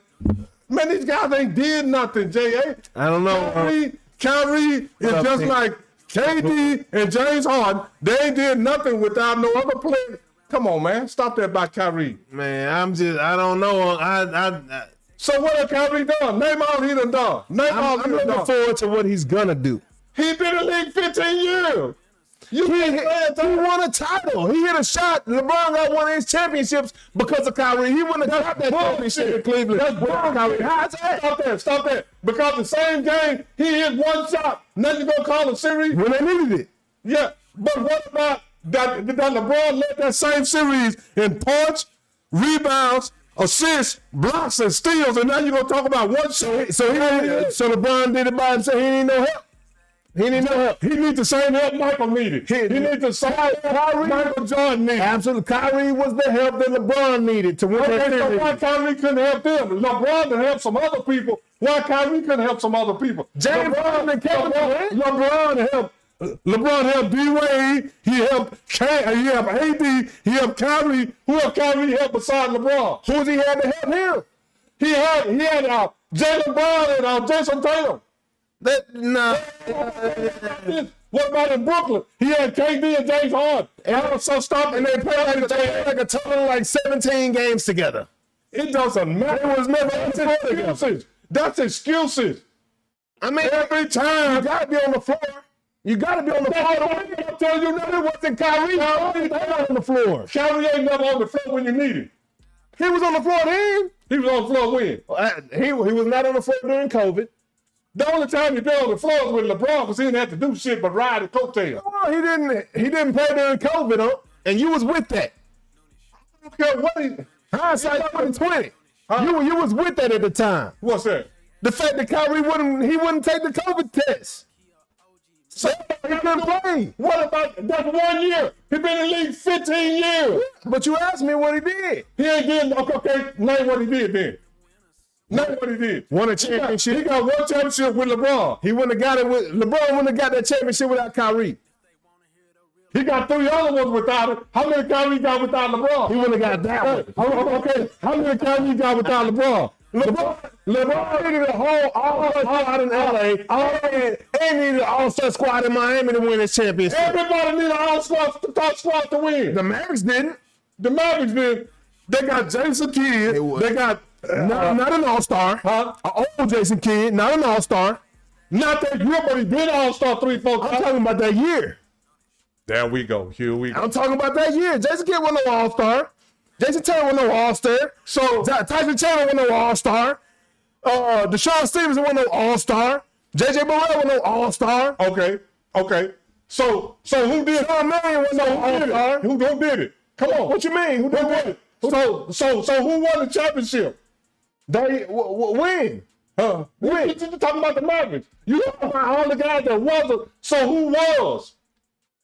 Nowitzki was an all-star. Shot 41% and got an MVP. Talk about something else. Balled out. Hell of a series right there. 41% is hell of a shooting. Tyson Chandler had hell of a rebounds. Yeah, exactly. That's what I'm talking about. So he had some hell of a help. You just said he had hell of a rebound. Out of Kyrie. Is all I'm saying. But all I'm saying in Miami, and all I'm saying is this. Why Kyrie didn't do all that hell of a shit without LeBron? Because LeBron did hell of a shit without Kyrie. Because Kyrie wasn't surrounded with 8 all-stars on the team. What about 8 all-stars LeBron that had 9 all-stars? 4, whatever you want. Put his Bosh. Got that on D. Wade, Ray Allen, Mike Miller, Sean Lewis. I'm like you, they were 9 that year. Okay, we had Sean Lewis wasn't on that team. He had on that team. No, he wasn't. He had 2 other ones. Who? Chris Bosh and D. Wade. There wasn't no all-star. What are the all-stars that Kyrie having in Brooklyn that year then? Not now. Yes, he did. Yes, he did. Because James Harden and Kevin Durant KD been 15 times All-NBA. I just saw it today. Okay, that's 1. That's still not 2. 15 times. LeBron still had more. But this is the thing. He still had Kevin Love. Kevin Love was no all-star. He still had Kyrie. Bringing up these guys. He still had D. Wade. These guys. He had all-star talent all around him all the time. Everybody that won the championship had all-star talent around them every time. Everyone. Name me one that didn't. Name me one. Dirk Nowitzki. He wasn't playing against no damn body. That's why he lost. What you mean he wasn't playing against nobody? That's why he lost. That's why. Okay, if he's so great, why he shoot 41% in the NBA Finals? Because he had that's the second lowest shooting percentage ever in the NBA Finals. So that means if you shot 41%, somebody was getting a lot of rebound, somebody else was doing a lot of stuff because you shot 41%. So talk about something else, J.A., because we already know Dirk shot 41% in the NBA Finals and got MVP. So somebody was rebounding, somebody was assisting, somebody was doing a lot of other stuff. What did the Mavericks do this year and last year without Kyrie? What did they do with Kyrie? Went to the finals. Going to the finals don't matter. Remember LeBron James? Going to the finals don't matter. They went to the finals. This is the whole thing. You criticize LeBron James for losing 6, so they lost, right? Yeah, they don't bring it up. But they go bring it up. They go bring it up. What they do after 6? What they do without Kyrie? The same thing. With Kyrie, they're in the finals. Without Kyrie, they don't even make the playoffs. Wait a minute. The same thing that happened with LeBron, but you won't give him credit. Every team LeBron left did not make the playoffs when he left. Cleveland right there. Miami was in the playoffs this year. No, we just look how long they gone 5 years. What are you talking about? I'm talking about the same thing when he left. They went to last place. When he left to Miami, they didn't make the playoffs. When he leave the Lakers, we'll see what they do next year. We'll see. Kyrie is not have done shit besides with LeBron. So let's talk about something else, J.A. Because this is the thing. You know, Kyrie. J.A. See, this is the thing that last time he was there, J.A. Let me finish. Only thing matters when Michael Jordan is that he won the finals. We got to use that same thing with Kyrie, LeBron, KD. All the only thing, if you don't win the finals, you ain't shit, Jay. That's according to you. That's according to you. I'm just saying Jordan was 6-0. I ain't saying you wasn't shit if you ain't win. What then? I'm just saying LeBron. He's 6-0. I'm just saying LeBron James. 15 years. LeBron James ain't MJ because in the finals, MJ is not LeBron. MJ went 6-0. Okay, so we're In the finals, LeBron is 4-6. okay. It's a big difference there. So you're absolutely right. You're absolutely right. But when have MJ led the finals in more than one category? Scoring. That's it. That's all he ever led the finals in, scoring. LeBron led the finals in 3, 4, 5 categories every time he in there. Well, it don't work. Sound like you need to stop doing that. No. It sounds like you need to focus on scoring. No, it sounds like you need some more help. And that's been my whole thing on LeBron. He ain't focused on scoring. He always trying to pass the ball off. With 2 seconds off, he passing the ball off for somebody else to take the shot. So Who he gonna pass it to? He gonna take that. He gonna pass it to Chris Bosh. He passed Chris Bosh when he went 0-12. He in the final. You gonna pass to Chris Bosh? He passed it to Kyrie and won. No, he didn't. Kyrie, how many points Kyrie have in that game? He passed it to Kyrie when it mattered, and he won. But he scored 41 points in that game. He scored 41 points, and he had the most rebounds, the most assists, and the most steals, and the most blocks, and he passed to Kyrie, and he won. But he rebounded, and he assisted, and he stole the ball, and he blocked shots. That's why he won, not because Kyrie, because he done won without Kyrie, but Kyrie ain't won shit without him. Let's look at it that way. If Kyrie's so good, don't win a title without LeBron. Y'all keep talking about LeBron teammate. How many points LeBron had? Let me tell you what. 41 in that game? 41. MJ would have had 44. Yeah, but this is the thing. He was a passer. He'd have made that shot. But this is the thing. That's your imagination saying that. It ain't no facts to back that up. It ain't no facts. Besides 6-0 and MJ taking. No, he's not. He played 15 years, y'all. Let me explain something to y'all. MJ played 15 years. The other 9 years, they had finals.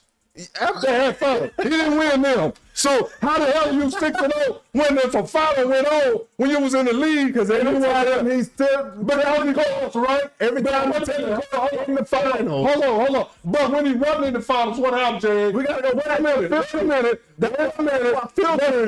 Let's stop the presses. That's why Phil is Let's stop the presses. Let's stop the presses. When he wasn't in the finals, what did he do, J.A.? He lost that year. Okay, well then let's talk about something. But every time he was in the finals, what did he do? He wasn't in the finals. But this is When he was in the finals, what did he do? But he wasn't in the finals 9 times. 9 is more than 6. So let's talk about something else. Hey, LeBron played 21 years. So that means 11 of them years, he wasn't in the finals. Michael Jordan in the league 50. So that means 9 of the years he wasn't in the finals. I think it was actually 12. That's been in the finals more than they have not. It's only about 2 or 3 people. That's Bill Russell. It was all Celtics. Bill Russell and I'm talking about that's lead horses. Bill Russell and Jerry West. Were in the finals more than they wasn't. So let's talk about other players, man. Kyrie, we need you in Dallas. Kyrie, you better go to somewhere else. We don't want you because you're going to mess up Cooper Flag the same way you tried to mess up Jaylen Brown and Jason Tatum because you don't like young players because you think you better than you are. Speaking of LeBron, should he stay or should he go? Should he leave LA and go to Cleveland, go to Miami, go to OKC, go to Golden State? What should LeBron do? Whatever you want to. I'm asking you, what do you think he should do? He should either go to Cleveland or to New York. Cleveland, you think he can win in Cleveland right now? I'll tell you this. They'll have a hell of a lot better chance than they do now. So they're going to get rid of James Harden? You talking about LeBron, Harden, and Mitchell? No, I don't want James Harden on no team trying to win. Man. I don't want James Harden on no team trying to win. We're going to get on that in a little bit. I know, because Uncle Real is. So where would you like to see LeBron go? I'd like to see him go to New York. I would too, I can't even lie to you. I'd love to see him go to New York. I think that's been brewing for a long time. Because so far, Man, because Jalen Brunson can catch and shoot, and Carl Anthony can rebound, and he can hit outside shot. But Jalen Brunson, the New York Knicks work so well when Jalen Brunson has the ball in his hand. And Not at all. You don't think so? Did you see the game the other night? Oh, they got 11 wins in a row. Did you see the game the other night? Yeah. That's the best they look.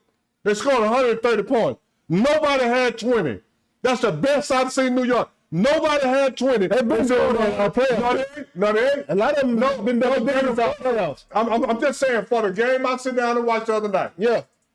Ain't saying they ain't did it all year. Yeah. But if they play like that, they got 7 guys in double figures. They're going to. And then Carl Anthony got 15 rebounds. If they can get 7 people in double figures and Carl Anthony get 15 rebounds, they can win the championship. You put LeBron in that equation, everything changes. Absolutely, for the better. How? For the better. Tell me how. Tell me First how. off, LeBron know how to control the tempo. LeBron don't have to shoot every shot. And he know that right now in his career, though at the stage he is, if he want to win a championship, he cannot be the lead horse. Jalen Brunson's gonna be the lead horse. He still got to come in. LeBron can control the tempo, pass, rebound. I'm just saying. LeBron's not a catch and shoot guy, so with Jalen Brunson running the show, and Jalen Brunson's gonna be the catch and shoot guy. he's not a catch and shoot guy though. Neither is Kyrie. They won a championship together. But I'm just saying, they'll be better now. I'm just saying, he don't run. LeBron ain't played with a lot of catches. D-Wade wasn't catch and shoot. Chris Bosh, Like I said, when LeBron shows up to your team has molecularly changed drastically. absolutely, because Because the ball runs through LeBron now. So everything we knew before, everything we see that New York's doing right now is not going to be the same. all I'm going to say is like this. He don't won a championship with every team he been with. So if he goes to New York, it might be the same thing. He done won a championship in Miami, Cleveland, and LA. So he know how to play with different players. Can't argue with he that. know how to adjust.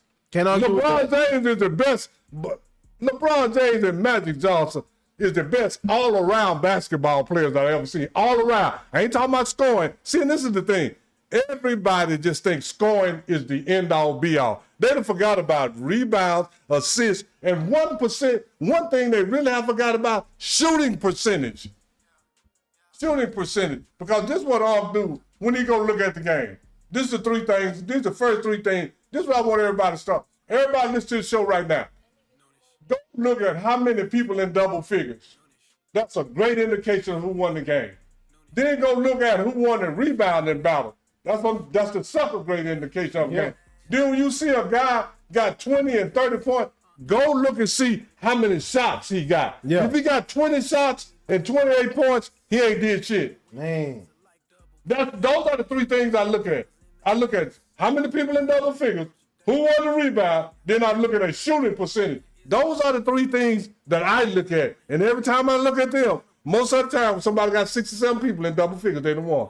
You done won the rebounding battle, you done won. You done shot a high percentage, you done won. Simple as that. That's what I look at. Yeah. And that's what I go by. And every time I look at that, that's who, the other night. Okay, so like I said, New York had 7 people in double figures. Nobody had 20. If they can play like that, that's a hard team to beat because who you going to double team? Everybody's scoring. That's why OKC good. OKC have 6, 7 dudes, sometimes 8 in double figures. It's hard to beat that. It's hard to beat that, man. For sure. But, I mean, hold on 1 second. And I don't know who, and as far as wanting LeBron to take a pay cut and all that, I wouldn't take no pay cut either. This is the thing, man. And this is what I'm saying. I don't know how to feel about that because I know how much LeBron changes everything in an organization. He changed it for a winning perspective. You never know how you change it. As long as you but if we look at it winning I don't know if LeBron can go to New York and they'll win a championship. I think Cleveland has a better chance of winning a championship. I think LeBron brings them down because of the chemistry that New York already has. Okay. I would love to see him in New York because I want to see LeBron win. But LeBron's not gonna take a 6-man role. He's not gonna take a back seat like that. He don't need it. He took a third seat for 2 sorry ass people. Yeah, you're right. Jalen Brunson, I'll take Jalen Brunson. And it's not that I don't think LeBron can. I don't want to see it. I think LeBron is too great to have to take that back seat like that, man. Yeah, you can say the whole thing. I'd rather see LeBron go to the big 3. This is the whole thing. All that back seat, front seat, that's some new shit. Yeah. Because this is the thing. I didn't know that James Worthy took a back seat to Kareem and Magic. I didn't know Kareem took a back seat to James Worthy and Magic. I didn't know Magic took a back seat. I didn't know it wasn't no back seat because Magic got 3 MVPs playing the Finals MVP. James Worthy and Kareem got 1 playing together. So I don't know who the back seat. All that's just like, man, we ain't even gonna talk about this. This is supposed to be LeBron should stay and go, but let me bring this up. Did you hear what Draymond Green said the other day? Oh, Draymond, what'd he say? He said that it's not James Harden's job to stick Jalen Brunson. Who the hell he gonna stick? They both play God. Say, man, these young guys, see, that's what's wrong with the league right now. These young guys think that the NBA is like NFL. You're a nickelback. You go in on 3rd down. Defense is defense, offense is offense. If we play defense, we're trying to keep the ball. The first thing I thought of is that go tell that to Jerry West and Walt Frazier who had to stick each other. Go tell that to Joe Dumars who had to stick Michael Jordan. Yeah. Go tell that to him. Yeah. Yeah. His job. But that's what they think. They think that they got specialties. Man, when you on the court, when you on the court, you got it. when you're on the court, it's basketball. Yeah. All that, he can't stick him, man. All this stuff started in the 80s, man. I'm serious. And that stuff has got out of hand. Because when I hear Draymond Green say, it's not Jack, okay, you got 2 guards. You got you got Donovan Mitchell. Yep. And you got James Harden on the floor. Yep. Who gonna stick it? One of y'all got to do it. So it's Donovan Mitchell's job. Now you're gonna take one of your forwards and put on him so they can save energy. All that energy saving stuff, all that's that new age stuff, man. Go play back, get in shape, and run the court up and down. Play both sides. Yeah. Cause when you get on offense, basketball, man. Like football, like the offense come on. It's like I think I'm playing 21, dog. You got to play both sides if you want to win, bro. If you don't want to play defense, you better score. But hey, all I'm saying is you this. got to play defense, though. All I'm saying come on, man. LeBron James will have a chance of winning the championship if he go to either one. And I'm gonna tell you like this: in New York, winning the championship, they don't want it because they already won. Does he have a chance to win the championship if he stays in LA? Yeah. No, they ain't got no. They ain't got. So LeBron need to go. Yeah, because this is the thing. He can't play third fiddle to 2 dudes that's not better than him. Man, he has been doing that all year. All year, and he didn't say a word. I can't say Luka ain't better, but yeah, I can say Luka ain't better because he ain't as athletic still. I'll say this: Luka don't know how to drive and lead a team. Yeah, Luka just know how to score. Yeah, that's it. You gotta know the pace and all that stuff, man. And LeBron done won with all 3 different teams, all kind of teammates. So I think he can almost play with any. He played with Luka and Austin Reeves, and Austin Reeves surely not better than LeBron. He played with them too. So I think he can play with anybody if he played with them too. Yeah. And the Lakers did very well when Luka and Austin Reeves. And then when Austin Reeves came back, Hachimura, Luke Kennard, and Marcus Smart didn't look the same. At all. Because Austin Reeves come back shooting 20. Jackson Hayes. Come back shooting 20-something balls. Yeah. They were never touching it. But this is the thing about LeBron. You gonna touch the ball, man. That make you feel like you're in the game. Absolutely. Man, if it's 5 minutes. And Ayton. Yeah.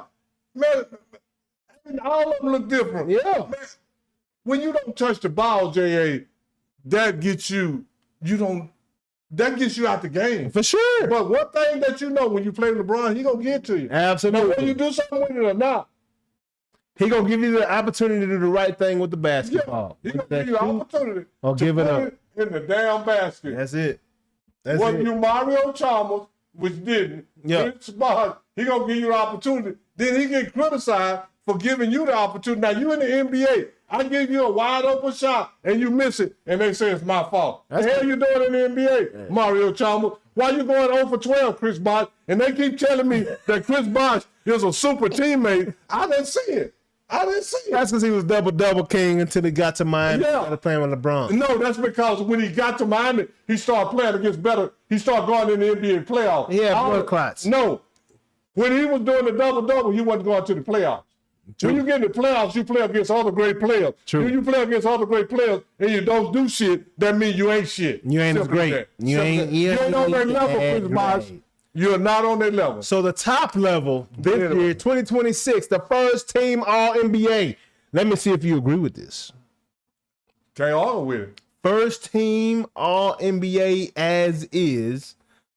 We got SGA, Canadian. Joker, wherever he's from.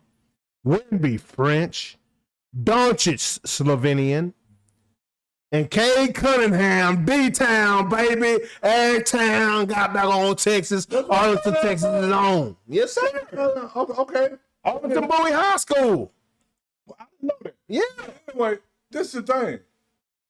Four international. You got and one D-Town. You got 5 positions. 2 of them guys play the same position, so how they both on the team? I was wondering about that. Joker. And who else? Wemby? No, I was talking about Cade and Doncic. Both of them are point guards. Yeah, okay. What about Joker and Wemby? They're both of them centers. Yeah. So what? I mean, so we got 2 centers, 2 point guards, and SGA. 3 point guards. Yeah, 3 point guard. What happened to the shooting guard and the power forward? That's what I'm saying. It's the NBA. It is a hybrid league now. There are no positions. That's the NBA. And we need to. So do you agree with that 5 right there? Hell no, because all of them play the same position. So give me your first team All NBA center. I really Who you got at center, huh? First team. I got Joker. Power forward, who you got? You got Joker over Wemby? Yeah. Okay. Who you got power forward? I don't even know no hell of a power forward, so But we got to go by positions. I really can't think right now. But let me see. Power forwards. Who we got? We got time. Is Giannis? Is he a power forward? I think he's center. I think he's a center. I think he's a power forward. Is he power forward? Yeah, because okay. they had Lopez in them. Okay. Yeah, okay, I'll put Giannis at power forward. Yeah, I don't know if he qualified, though, because of the amount of games that he played. Well, they got there you go with the rule bullshit. But this is the thing. It don't matter how many games he played. You got to go to the next guy. Yeah, power forward. You can't get 2 centers because you ain't got enough good power forward. Exactly. That's what you can't do. Exactly. So you can't come with 3-point guards. So I have to ask you this: who you got as small forward then? 3. Who's your 3? I'm gonna take LeBron James. Okay, but is he playing point or is he playing 3?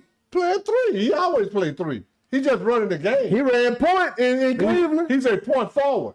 He's a point forward. I mean, this all the new shit. I'm disagreeing with the new people. Because every time he played, he always played with 2 people play guard, right? Point forward, no. They call Scottie Pippen a point forward. So who you got as shooting guard? Shooting guard right now? In my opinion, it's only one. I don't care if he was injured or not. He's a point guard, though. Luka's a point guard, yeah. This is the thing. They get these guys positions that they don't fit. I mean, but Luka do get a lot of shit. Okay, if it ain't Luka, let's see who we got. Shooting guard. Shooting guard. God, let's see. Steph Curry? Yeah. No, Steph Curry a point.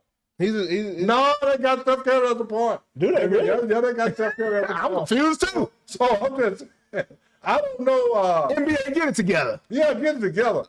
and I'm going to say, like now, and then now I'm going to try to take off for the NBA. Because now they say it's positionless basketball. Yeah. Well, why do you call them positions then? Exactly. I mean, so if it's positionless, they might have the right people. Because Wemby is shooting half-court threes. Yeah, absolutely. Anyway, so you do agree with the first team All-NBA squad? I really can't disagree because it's some bullshit. You ain't putting Jalen Brunson ahead of Cade Cunningham. Jalen Brunson ain't just a shooting guard, eh? He's a point guard. See what I'm saying? Cunningham's a point guard. All the shooting guards is point guards now. Yeah. Shooting guards mean you shot a lot. And these guys shoot more than the... These guys shoot more than the shooting guard. So who New York shooting guard? I don't have a clue. I know it ain't Jalen That's Brunson. what I'm saying. That's what I'm saying. It's his team from Villanova, teammate from Villanova. Hart, yeah. You see what I'm saying? But Jalen Brunson shoot all the time, and James Hart don't. But he didn't point guard. So should Draymond Green be the first team All-NBA power forward? No. Hey, you can go get Aaron Gordon. No. I'll give it to Aaron Gordon. I'll give it to Aaron Gordon. He's in the conversation. Yeah, I'll take Aaron Gordon then. Draymond ain't. Draymond ain't. Do you know what that Draymond is? What is that? He's all triple single.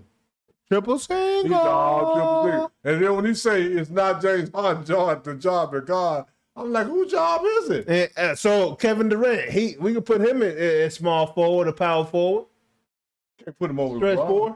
Can't put him over LeBron. But he's You're small forward. Stretch forward. Yeah, y'all can put KD over there, and LeBron is small forward, and I'll put Joker at the center. Yeah. Yeah, because Joker was what, third in the league in scoring? I don't even know. Joker was either third He's up there. fourth in the league. He was in the top 5 in the league in scoring. He's number 1 in rebound and number 1 in assists. Yeah. How the hell that ain't MVP? Sound like a point guard. I mean, so SGA won scoring. He wasn't in the rebound, and he wasn't in the top 10 in rebound on assists. But Joker was number 1 and 2 of them, and number 4 and nothing. So how's it? See, man, that's why I don't like stuff they vote on, but I got to go by because everybody else do. Absolutely. Everybody else do. And on to the next one. So KD made history, huh? Think about that. Nothing.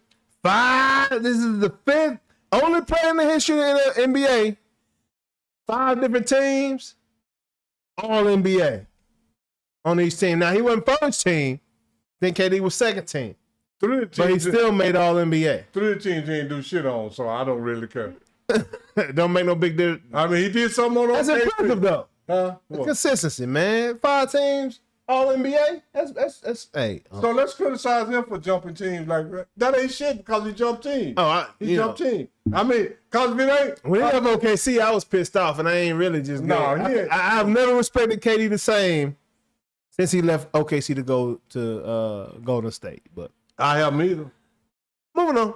Well, and this is why we talk about the NBA, J.A. I just want to tell you this. About jersey sales, Yeah. LeBron James Yep. have led the NBA Yep. 9 times in his NBA career in jersey sales, which is an NBA record. Before Steph showed up. No, wait a minute. LeBron James have won 9 jersey sales in 21 years, right? Yeah. Steph Curry Curry has won 4 in 17 years. So let's talk about something else. Quit trying to compare Steph Curry to LeBron James. That is no comparison. Let's talk about Coach Mazzola. Yeah, Winning coach of the year. Was that deserved from the Boston Celtics head coach?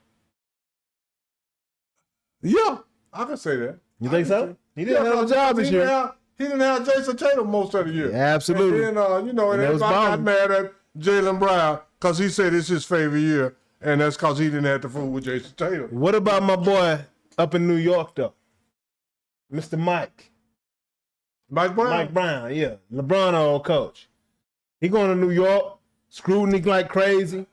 Got Thibodeau, took them boys to the Eastern Conference Finals last year. And New York finished in front of Boston, too, in regular season. Yeah. Yeah, so, yeah. So how can you not? I mean, like you said, when you put it to content, see, this is the thing. And he coming to New York, that is a tough role. But this is the whole thing. When you put some context, a lot of this stuff we don't put context to. Yeah. When you put some context to it, sound like Mike Brown should have won. Absolutely. I agree 100%. But I can't argue with this choice either. I agree. Hey. Because Boston finished, what, second? Yeah, they did. No, actually third, because Detroit finished first. Okay. And even Detroit's head coach. Why not that? We're talking about Detroit. Yeah. Detroit was a floor mat like 3 years ago. So 4 years ago. Well, they gave it to him because he lost his so-called best player and still went, you know. Yeah, we still talking about a doormat though. Yeah. Talking about the Pistons. Ain't nobody talking about them in a minute. You know, it's all subjective what you like. It's just all about and what you say like. you don't like them opinionated awards. I don't like the awards that people vote for, but I go by them because people vote for them. You got to. And then a lot of these awards, like they said in the history of the NBA, but this is the thing, these awards haven't been in the existence since the history of the NBA. For sure. So we got to put some context to all that stuff, man. For sure. Tell me this.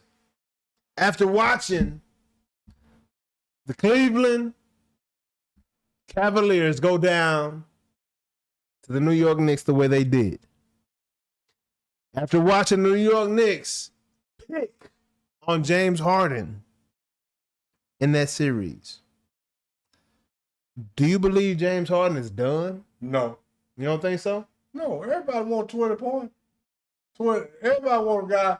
I'm just saying. And 20 points, no defense? He keep getting jobs. And I think he'll get another job. He wasn't even scoring 20 points, though. He scored 12 in the last one. Several games he scored not 20. Season. I'm just saying.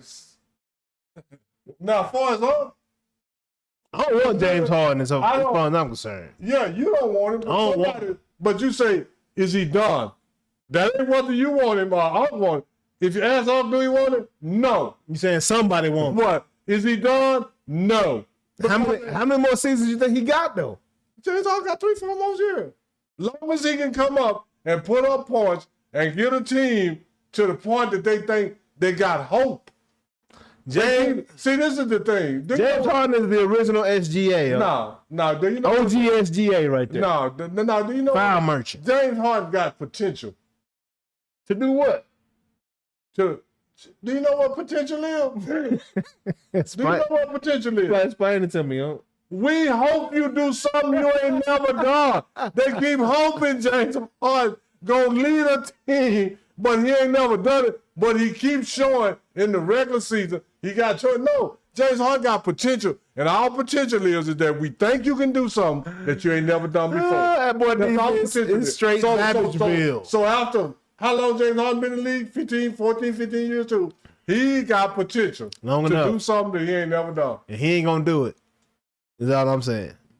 And I'm saying after 3-4, I give you potential for 3-4 years. After 3, 4, 5 years, you ain't got no. Man, you ain't doing it. I think this playoffs was the signature moment where James Harden's career is on the downhill. There's nothing else coming out of James Harden other than points. This is the thing. James Harden can be somebody's sixth man. James Harden's career is built on hope. If you got James, you lead a team. If you got James coming off as your sixth man, you might win a championship. No. Because his work ethic and his locker room presence ain't that good. That's why I say six man, huh? Because what you want to be your six man is instant offense. Me. I want instant offense out of my six man. I don't want James Harden on my squad because your attitude, your body language, all that, how you carry yourself, I don't want James Harden on my squad. I'm with you on that. Me neither. But they are. I take him as the six man, though. I take him as the six man. I won't take him as I don't want him on my squad. I'm really with you. I'm leaning more towards what you saying than a six man. Let me be honest with myself right now. You know what I'm saying? I ain't gonna argue just to argue. I just don't. That's just me. New York. I'm gonna just play this because I feel like playing the music. I just like playing the song. New York. Can the New York Knicks? That 11-game winning streak right now. 2 sweeps and they won 3 in a row against Atlanta. Can the New York Knicks win it all, in your opinion? They got a good chance. They got a chance. Can they win it all? Yeah. You think so? They got a chance. This year? I mean, how? When you say they got a chance, give me that percent. You said a good chance. New York. Is it a good chance or a chance? I'm going to say it like this. I want you to really clarify that. I'm going to say A good chance or a chance? They got about 30 to 35% chance. Chance. That's pretty good. That's pretty good. Hey, baseball, that's Hall of Fame. 50 is even. Yeah. 50 is even. Now, I ain't say they got it even, but they got about 30, 35%. You think it's 30? You think it's that high? Yeah, I do. You think so? Yeah. Because this is what I see. This is what I have seen New York do in the last few games. They have played team basketball. Absolutely. And that last game, especially, they scored this was impressive to me. They scored 130 points. Yeah. And nobody had 20. If they can score, That's crazy. I'm going to tell you like this. That's crazy. No, that's old school. That's old school. That's crazy right there. That's I mean, 1960s. Ooh. Because in the 130 and nobody had 20? check this out. In the 60s, Yeah. they had balanced scoring like that. Yeah. Go look in the 60s and see how many of them guys on the all-time scoring list. Ain't nobody on there but Will Chamberlain and Jerry West. Yeah. Because when you got three guys averaging 18 or more, but nobody averaging 20, then you got two other guys averaging 15 and 16, then you got somebody on the bench averaging 13. Four dudes averaging 13, 14, something like that. You know what yeah. I mean? No, you got Or 2 or 3, yeah. No, you got four guys averaging 15 or more points. Go look at the New York Knicks, and they keep talking. Go look at the Four guys, let's do the math here. 4 guys averaging 15 equals at least 60.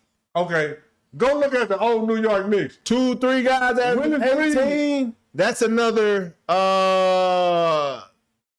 Go look at the 54 points right there. No, check this out. New York Knicks, the old New That's 114 points right there alone. No, the old New York Knicks that won the championship. Yep. Willis Reed averaged 19 points something. Yeah. Walt Frazier and Earl Pearl averaged 18 points something. Y'all sir. That's it. Dave DeBusschere averaged 16 points something. Yeah. And Bill Bradley averaged 14 points something. Yep. And then they had Dick Barnett on the bench averaging 13. Yeah. Come on, That's over 100 right there. You're over 100 already. Yeah. And then if you got some guys give you 6 and 8 and 8 and 8, I mean, come on, man. Filling in doing their But I'm job. just say this: if the New York Knicks can play, and I would say that All you with it is what I'm saying. and, though. and, You know what I'm saying? I think Carl Tony. Anthony Towns, and I think Carl Anthony Towns Kevin was good.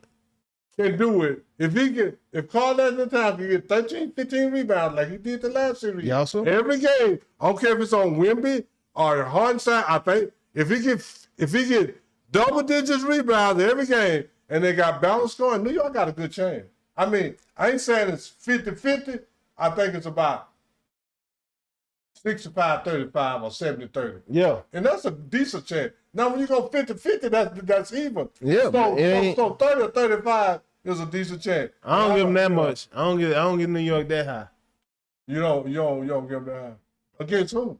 OKC or San Antonio.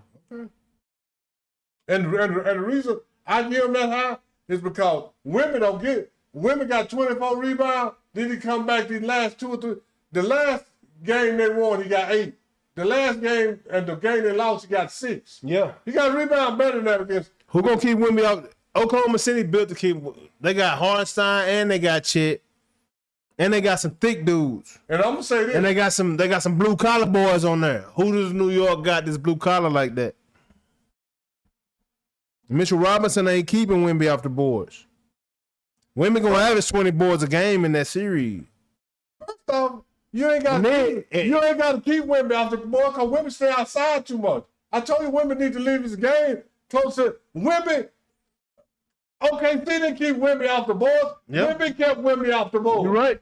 Wemby kept Wemby off the You're board. right. So You're right. when Wemby keep Wemby off the board and Carl Anthony get 13, 12, 15 rebounds, they got a chance. If Wemby getting that paint, the series is a But wrap. he ain't. Because he want to be a guard. He want to show his handling. And I told you this. Wanna I show said, the Wemby, skill. what I tell you some weeks ago, Wemby need to move his total game in some. Well, it's a lot more physical in that paint. You 7'6", man. He God French. Damn, you taller. He French. Huh? He French. Oh, yeah, okay. Yeah, you're right. You know Who that little cool say, kid out of his now, you know squad? what I think about when I think Oh, about whatever Pep? word it is. Do you know what I think about? What is it? Pepe Le Pew.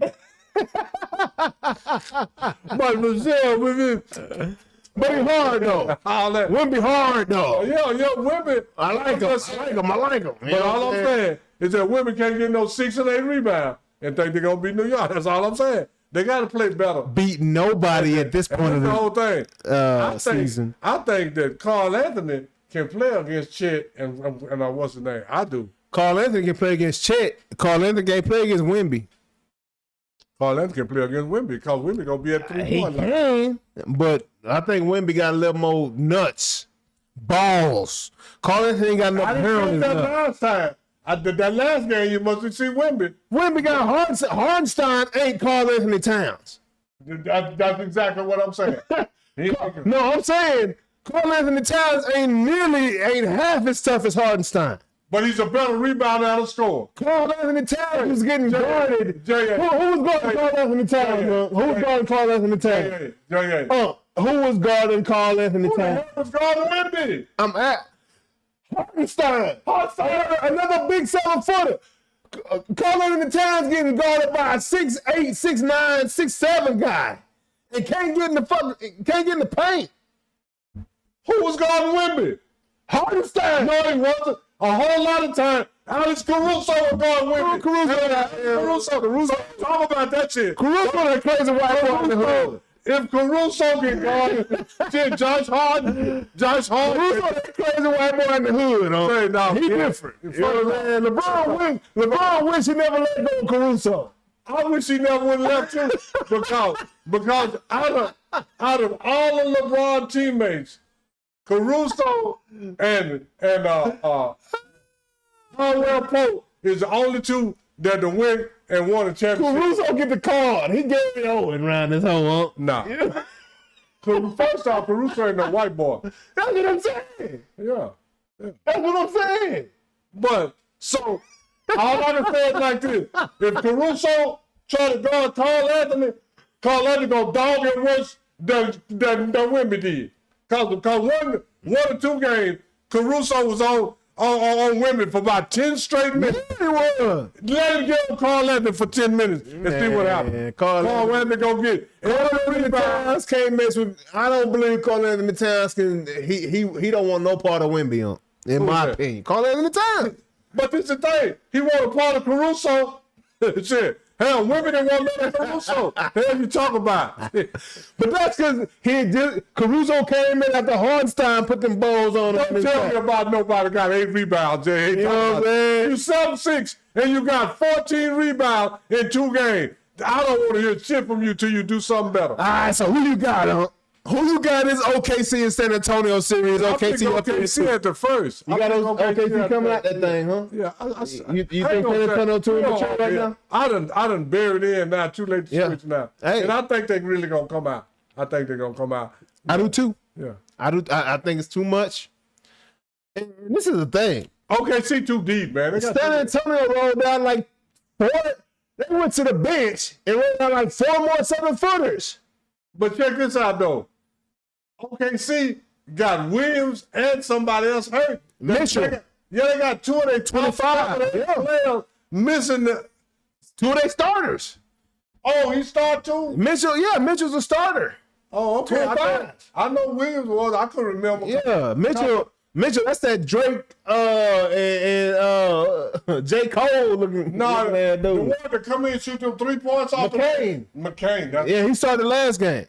That's what I'm saying. So yeah, they deep now. They deep now. Can't take that away from you now. Them boys. So that's why I'm calling OKC. And I'm gonna tell you this, and I'm gonna be honest with you. I didn't think that San Antonio was even gonna play this good. I really didn't. Man, I didn't think they were gonna get 2. Castle, Vassell, Wemby. Them boys can go, don't? They got some guys, and they deeper than what I'm saying right now. Oh, yeah, absolutely. Then they got De'Aaron Fox. De'Aaron Fox is the one that I believe is letting them boys down. He's the one not showing up. Now, Wemby need more than 8. He need more than 8 boys, need more than 3 boys. But they brought De'Aaron Fox to come score 20. To do what he was doing in Sacramento. And he is not. He is a shell of himself in Sacramento right now. Let's be real with it, huh? The same way you say, oh, it's hard to play with LeBron, it might be hard to play with Wemby. How? He's a big.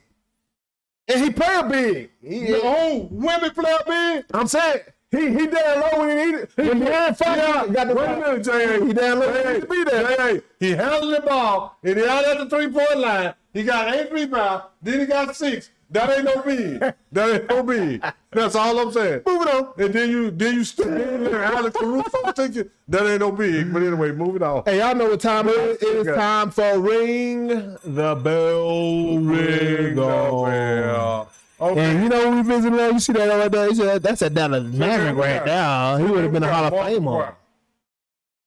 Mark Aguirre played with the Dallas Mavericks from 1981-82 to 88-89 season.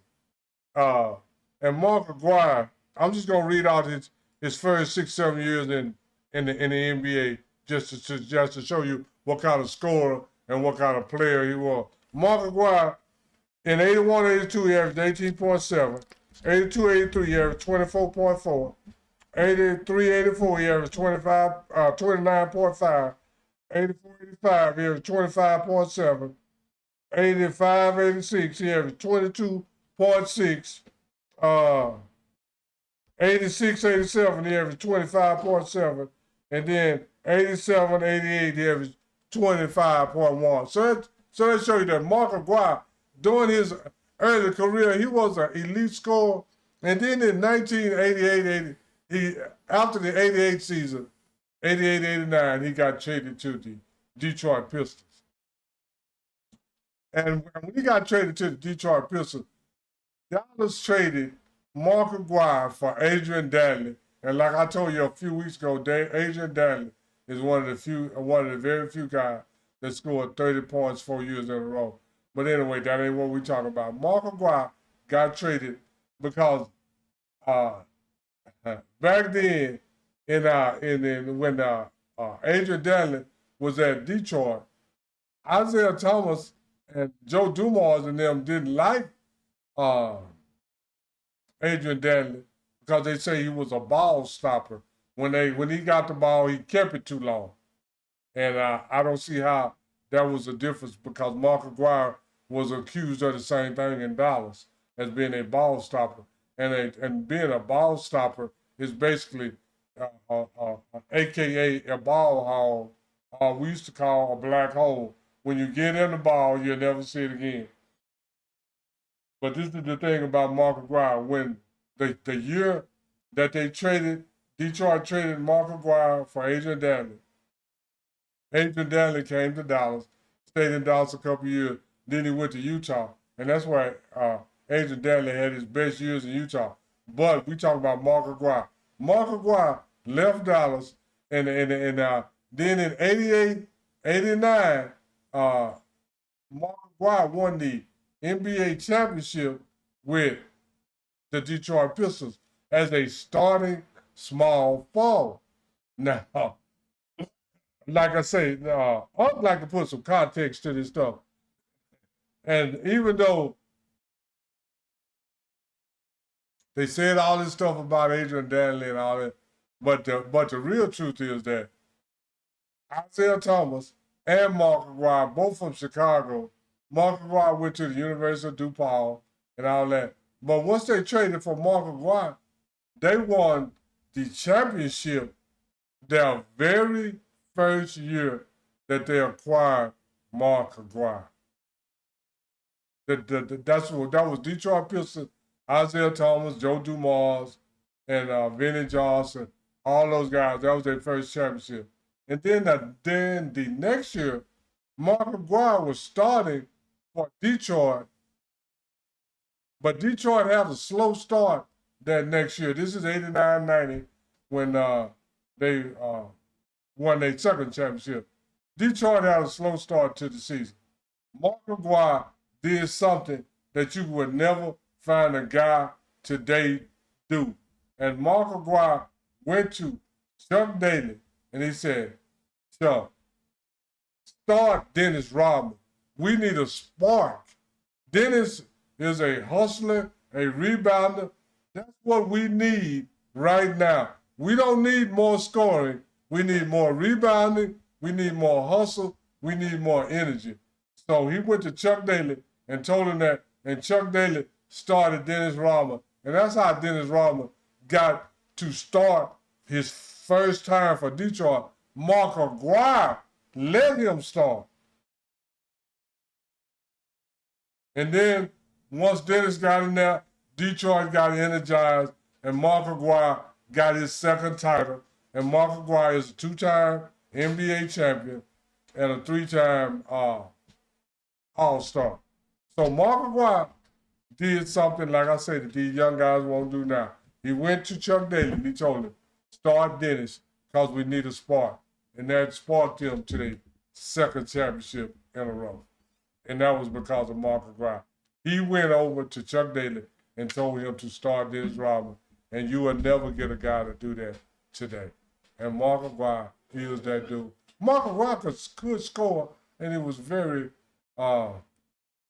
offensive minded, and he fit perfectly with Detroit. And like I say, I think the main factor in getting Adrian Dantley out of Detroit is that Mark Aguirre and Isaiah Thomas was from Chicago, and they want to play together. So I hear there's rumor that if Mark Aguirre never left Dallas, he might be in the Hall of Fame. So he sacrificed the Hall of Fame to become an NBA champion. Do you agree with that?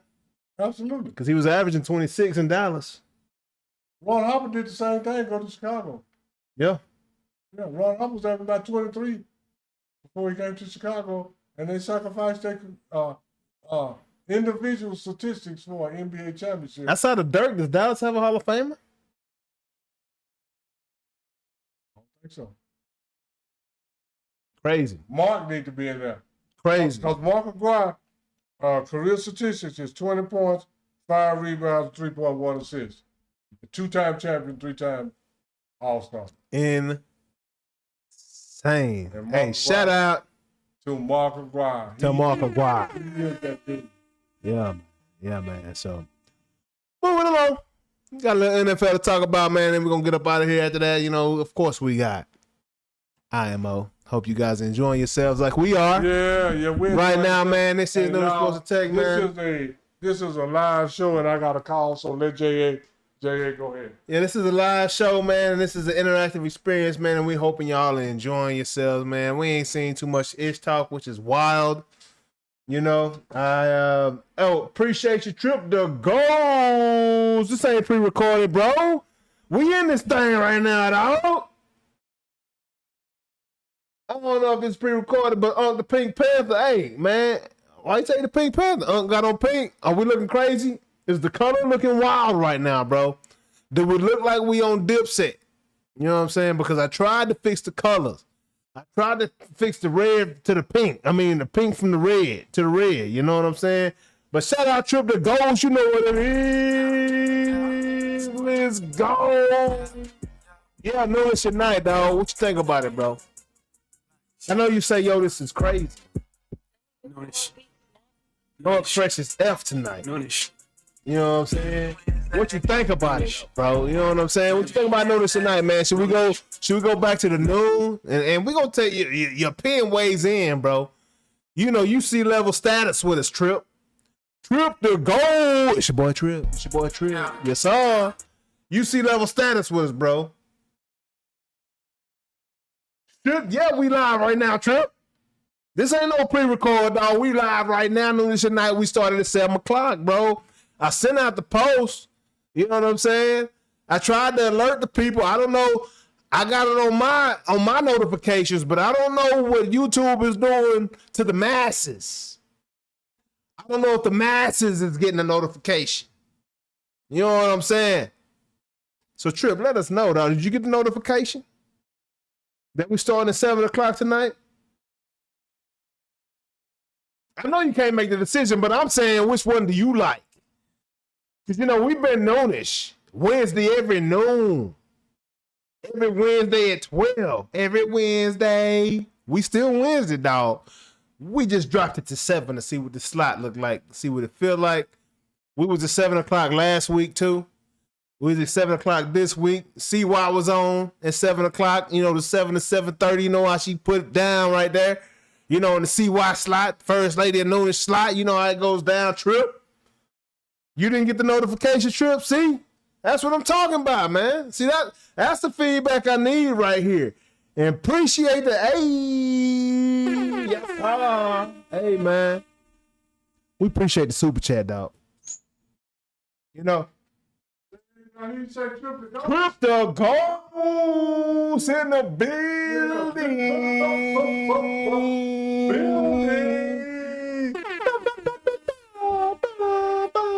Let's get it one time. You know what it is. Let's get it one time. Say, man. Hey, I want to tell everybody. That's what I want to tell everybody about Trip to Go. Say, man. It's your boy Trip. If you don't, hey, I'm gonna tell you like this. Let me go get that music going real quick while you talking about him. Let the people know. If you ain't heard, go and spread the word that Trip to Ghost wrote the theme song for Noonish. Hey, like every Wednesday. Go and spread the word. Yep, Trip to Ghost is the main man. I asked Trip what he thought about the 7 o'clock slot, and I asked him if he got the notification that I sent out yesterday. What'd he say? Nope. No. And that's what we've been dealing with, y'all. But Trip is not only a subscriber.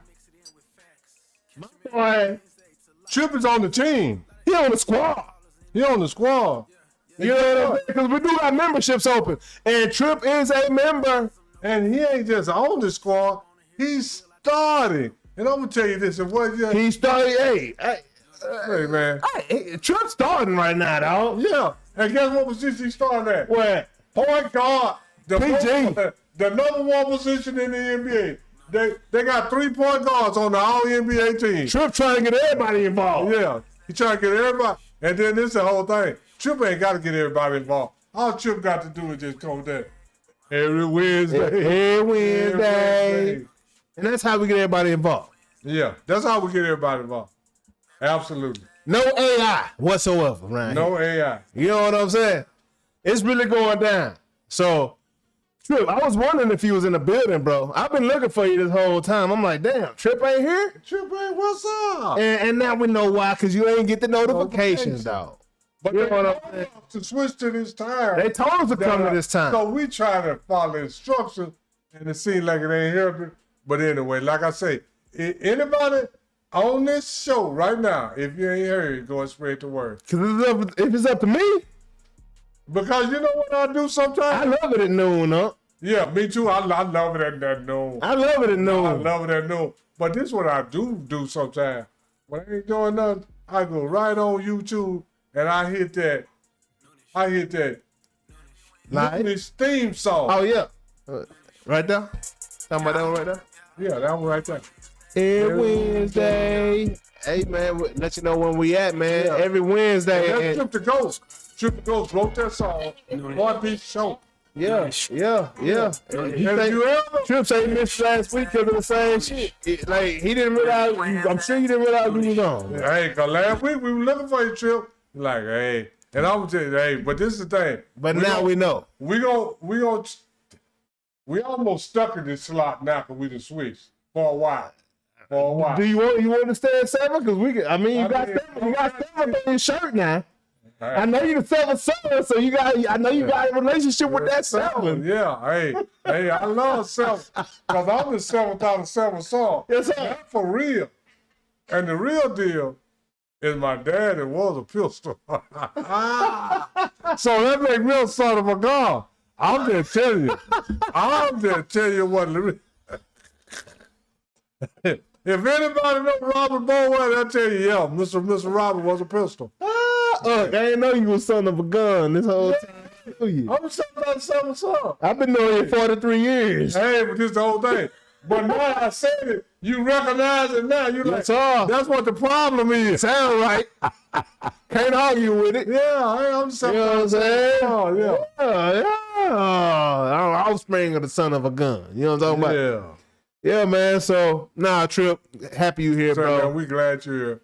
We talking about this NFL now, dog. We done talked about OKC. We done talked about San Antonio, the Knicks. We talking about LeBron. We done talked about LeBron, Harden. We talking about Draymond. We done talked about Ray J. We done talked about Johnny Manziel, you know. Talking about all that. Talked about the enhanced sports. We talked about Kurt Busch, Kyle Busch, both of them. Yeah. You know what I'm saying? We done talked about Lewis Hamilton.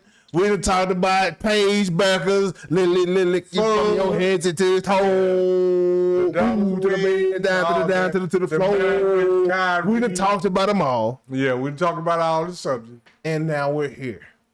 Pickens and them Cowboys. What Pickens knowing now? What is it? Is something I missed? Ain't nothing you miss. But the Pickens and the Cowboys are hopeful that they will sign the multi-year deal along the way. Oh, yeah. Are you hopeful that that happens? Or do you feel like about Pickens the same way you feel about Kyrie? No. They got the same production. Thing, They got the same production. I need Pickens just to take your job serious. That's all. Yeah. Pickens got talent. Let your dedication, no, for real. Let your dedication and your work ethic match your talent, and you'll be a supreme player. Simple as that. I reckon Be dedicated to coming to team meeting. Be dedicated not to going to sleep. Be dedicated. Say, man, can you give me 16 weeks out the strip club? Yeah, we got 52 weeks. We're just asking a young man to advance his maturement. Or his maturing. Yeah, we want him to mature. Yeah. We want him to mature quicker, but you can't. It's still the young man with the same talent right now that he's gonna have when he is mature, and hopefully he matures quicker than later. But this is the thing: if you ain't showing no maturity, I can't keep investing money in you. You gotta show. You gotta show me some. Yeah, you gotta show me something. Yeah, show me something. Yes, that's all I'm saying. You ain't gotta show me like you 35. Just show me that some. you. How show me you get it. About 25, 26. Pickens? Yeah, because he's been leaving. He got to be like 25, 24, 25. It don't, but between 24 and 26. So anyway, this is all that. I don't want you to just show me a mature person for your age. I don't need you to be a mature 35-year-old. I just need you to be a mature 25-year-old. George is 25. He's 25 years of age. So I need you to be a mature 25, not a mature 35. Because if you're a mature 35, you might not even be in the league. But was a mature 25, what, like 28? No. 27? No. What? It's a mature 25. Hey, man. Yeah. I'm just saying. But that's... But, yeah. 25 should be... Yeah, it should start. The wheel should start turning at that point. Yeah, that's what I'm saying. Some of this stuff start taking life more seriously. But you know, man, we don't act our age. So mature 25 is really like a 25 is really like 23. What I'm gonna tell you, like a mature 25 is really like 25. You ought to be able to be able to rent a car, really and that's not worrying about you trashing out my car that you rent. 25. Yeah. A mature 28 is 28. Yeah. because a mature 28 ain't 29. A mature 35. Yeah. That means that you ain't doing some of the bad decisions that other 25-year-olds do. Yeah. That's all that means. Yeah. It don't mean that you act like you 35 or 40. That means that you're cutting out some of the bad decisions for your age group. You're taking a leadership role. Yeah, absolutely. You are and proactive about it. Being in meetings on time, staying awake in meetings, being alert in meetings. Exactly. Giving input in meetings and helping other players around. The younger guys get it so we can all get on the same page. So at this point, George, it's up to you. If you want the long-term contract, it's up to you. You are in the driver's seat, dog. All you got to do is you got to do more than drive. And this is the whole thing. You need to turn your blinker on. You know what I'm saying? When you change lane, you got to turn your blinker on. When you turn, right? You got to slow down. Yellow light. Can't run through yellow lights. Got to slow down. When the light turn yellow, start hitting your brakes, steady your gas. I'm just saying, simple decisions like that. You might text and drive on an open highway or in traffic. I'm being real. Yeah. Oh, I'm being real now. Oh, absolutely. You might do something like that. But you're not texting and driving and going 80 down the highway, dog. But this is the whole thing. But being late for your job, sleeping on the job, being drowsy on your job, that's your job. Your job comes first. That's all. The reason you can do all these other things is because of what is done right here and right now in this building. Because your job. Now, come correct right here. And then you can. If you come correct right here consistently, 365, bro, I got your back. Absolutely. Because that means you care about what I'm making. I'm talking about Jerry Jones. You care about my bottom line. Okay?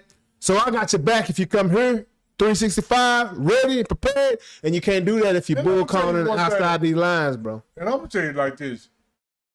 If you come correct and you come, because this is the one thing. Not even three. All you got to do is look at Mike Irvin. That's what I'm saying. Mike Irvin messed up after mess up after mess up after mess up. He came to work every day. What's his nickname? What's his nickname? The playmaker. He came to work every day and he trained hard. He did all that and he made plays.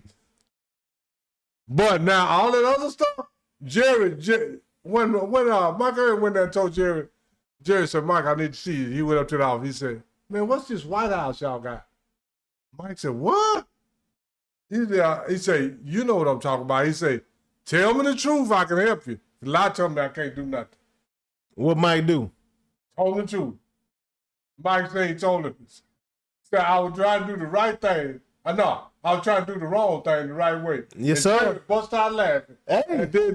And I'm going to tell you like this. Because Jerry's a man. Jerry is a man, too. He understands what's going down. Every time Mike Irvin went to court, guess who was there? Jerry Jones. Yes, sir. Why? Because he came to work. You work for me, and you're a hell of a worker. And he was a man and told him the truth. And he was a man that told the truth. So, George, come to work hard, work every day. Jerry got your back, man. Don't do no two-faced shit like shaking my hand in my face and then go back and talk to your agent and say something else. Moving along, but yeah, Pickens, we want you here too, dog. Hopefully it all works. Absolutely, I want Pickens here, man. Out. Pickens is the ultimate. Man, he got a lot. He's the closest thing to the playmaker that I've seen the Cowboys have. Somebody's going to go. Now, T.O. was great, but he wasn't like the playmaker to me. He was just physically bigger and better than everybody. Playmaker made plays. Well, T.O. made plays too. I ain't saying he made no plays, man. And I love T.O. Yeah. Oh, yeah. Oh, but this is the thing.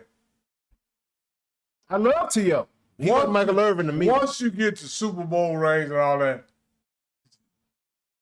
I mean, that just do take you to another level, man. There's Brian now. What was that? I can't forget about Dez. Dez didn't get that ring, so. He should have, but the referees took it away. Shoulda, woulda, and coulda. Don't get it. It's just if you did. It ain't shake. It ain't shake. And you know more about this than me, Unc, but R.I.P. Manny Fernandez from the Miami Dolphins, Unc, passed away. Manny Fernandez was a defensive lineman, right? That's what I'm coming to you for. Absolutely. Yeah, Manny Fernandez. I'm trying to think. This has been a long time ago, but I know that Manny Fernandez was on that undefeated team. Yes, sir. He was on that back-to-back Super Bowl team. Yes, sir. And I think Manny Fernandez, don't make me lie, it's been some, man, that was in the 70s, man. Yeah, a minute, man. You know, and Manny Fernandez 72, perfect season. Yeah. And Manny Fernandez was I want to say D-tackle, a D-end. Yeah, I know. I'm pretty positive he was on that D-line. Yeah, D-line for sure. And I mean, and this is the thing. He played defense, and you know what they call Miami defense? They 75. What they call him? No name. The no-name defense. Because they didn't have no Mean Joe Green. They didn't have no Charles Haley. They didn't have no Reggie White. They had all solid as hell players. If I'd have known that, I wouldn't have asked you nothing about Manny Fernandez. What's that no name defense? Yeah. No, that's what they called them. I mean, they had I wouldn't ask you anything. I'm like, I put you on the spot about a dude that ain't really got no name like that. You know, they had Jake Scott was a safety. They had Manny Fernandez, and they had a linebacker. I mean, but they was calling no-name defense. For a because reason. and That's the dumb. reason they was called no-name is because nobody was considered great, Yeah. Sound like Kansas City Chiefs. but everybody was considered solid as hell. Yeah, sound like Kansas City Chiefs defense. It's like, you ain't great, but you ain't weak. Yeah. It's hard to beat you, though. Yeah, it's hard as hell to beat you. I gotta come up with This is the scrap. thing. Yeah. I can't find no weaknesses. Yeah. I might can't find the great people. And this is the thing. And the only reason it wasn't great is because they were great because they went 16-0, man. Come on, man. And they won back-to-back Super Bowl, but they called them the no-name defense. And I just really, and I want to say Manny Fernandez, I don't want to be wrong, but I think he played D-tackle, man. It's just I think he played D-tackle. Hold on. What did Pickens do in Dallas that the media keep alluding to? Not want to say. Well, you know, one time he got What is Pickens done as they covering up? They just talking about small stuff. Yeah. He didn't break no laws. Nothing He crazy. didn't do no Just crime. missing meetings, bro. Just like when him and CD both In Vegas. got They was late. They were both was at the strip club the night before, and they was late to the meeting or something. So unless it's something else I don't know about. yeah, You know what I'm talking about? I mean, but it's small stuff. You gonna It's make me go nothing- look. It's nothing that Find his out. talent can't override. Because this is the thing. But My Jerry- Mary now was out all the damn time. Because I'm telling you, because I've seen their ass. And I tell you this, if Jerry want you off the team or don't like you, Oh, you off. you gonna be outed by the media, bro. So if they covering something up for Pickens, Jerry making It's 'cause sure of Jerry that. want it. Jerry making sure of that. Yeah. Is all I'm saying, you know? 'Cause And, you know- and that might be why Pickens is like, yeah, I love it here in Dallas. Because I'm going to tell you like I got an this. owner that's gonna take care of me. There's And keep me out of nobody trouble. in the NFL do more than the Cowboys in the 70s and the 90s. Nobody. Man. Nobody. And I don't want to bring up a lot of ugly stuff, but go. 70s Pittsburgh Pirates was pretty wild. Huh? Nah. Go read about the stuff that Dallas Cowboys did in the 70s. Go read about Drew Pierce and the shit he got away with. Straight up? I Yeah. ain't know about that now. Yeah. You know, I don't want to bring up ugly stuff. Yeah. And, you know, some of it is very sensitive and all that. Yeah. But go read about Drew Pierce in the 70s and all of Thomas, Hollywood Henderson, Tony D at the club. Man, I've been at the club with Tony. I tell with Tony D, and Tony D got a limousine outside and leave with 6 different white women in the limousine. I believe it. Yeah, all that kind of stuff, you know. I believe it. I believe it. Hey, But Pickens ain't wild. yeah. Tony, yeah, them boy wild in the 70s, man. Yeah, but Pickens ain't done nothing too crazy, man. No, he ain't did nothing. He ain't did nothing like the Cowboys of the 70s or the 90s. I'm gonna say it like that. He ain't did nothing criminal. We going kind of long, so I'm just going to skip to this subject right here on because I just think it's funny to talk about. So AJ Brown supposedly was supposed to get traded to the Patriots a long time ago. But it didn't happen. He's still on Philly, ain't Yeah, he? New England Patriots PR is undefeated. absolutely. Well, they swept that Robert Kraft story in Florida under the table so quick and ain't heard nothing about it since. Brady got pissed off at his rope when one of the comedians said something about Robert Kraft and Brady was like, hey, don't say that shit again. Only time Brady got up and said something on the mic is when somebody said that about Robert Kraft on Yeah. swear. I'm gonna tell you like this. Robert Kraft is following the Dallas Cowboy mold.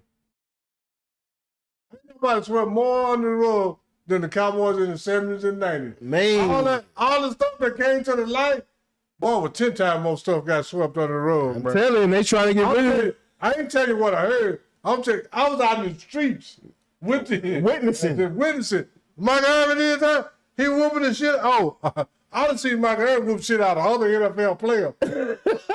Who? Hey, I ain't gonna call. Hey, I ain't gonna call. We trying to go viral. I ain't gonna call no name, but he went to Wilmer Hutchins. He played for the Cincinnati Bengals. What's his name? I call. What's his name? I call. Ricky Dixon. Ricky Dixon. No, Ricky dead now. No, at Beamer's. Why? In the parking lot. I'm telling you what I know. That ain't gonna no dudes. Yeah. Oh, I love that. No, I'm just saying, don't Don't make them start telling on you, dude.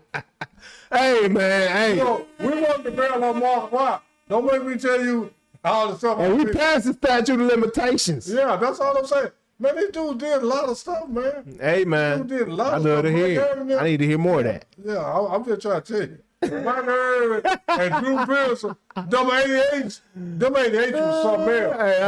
Hey, I love Michael Irvin. Yeah, straight up.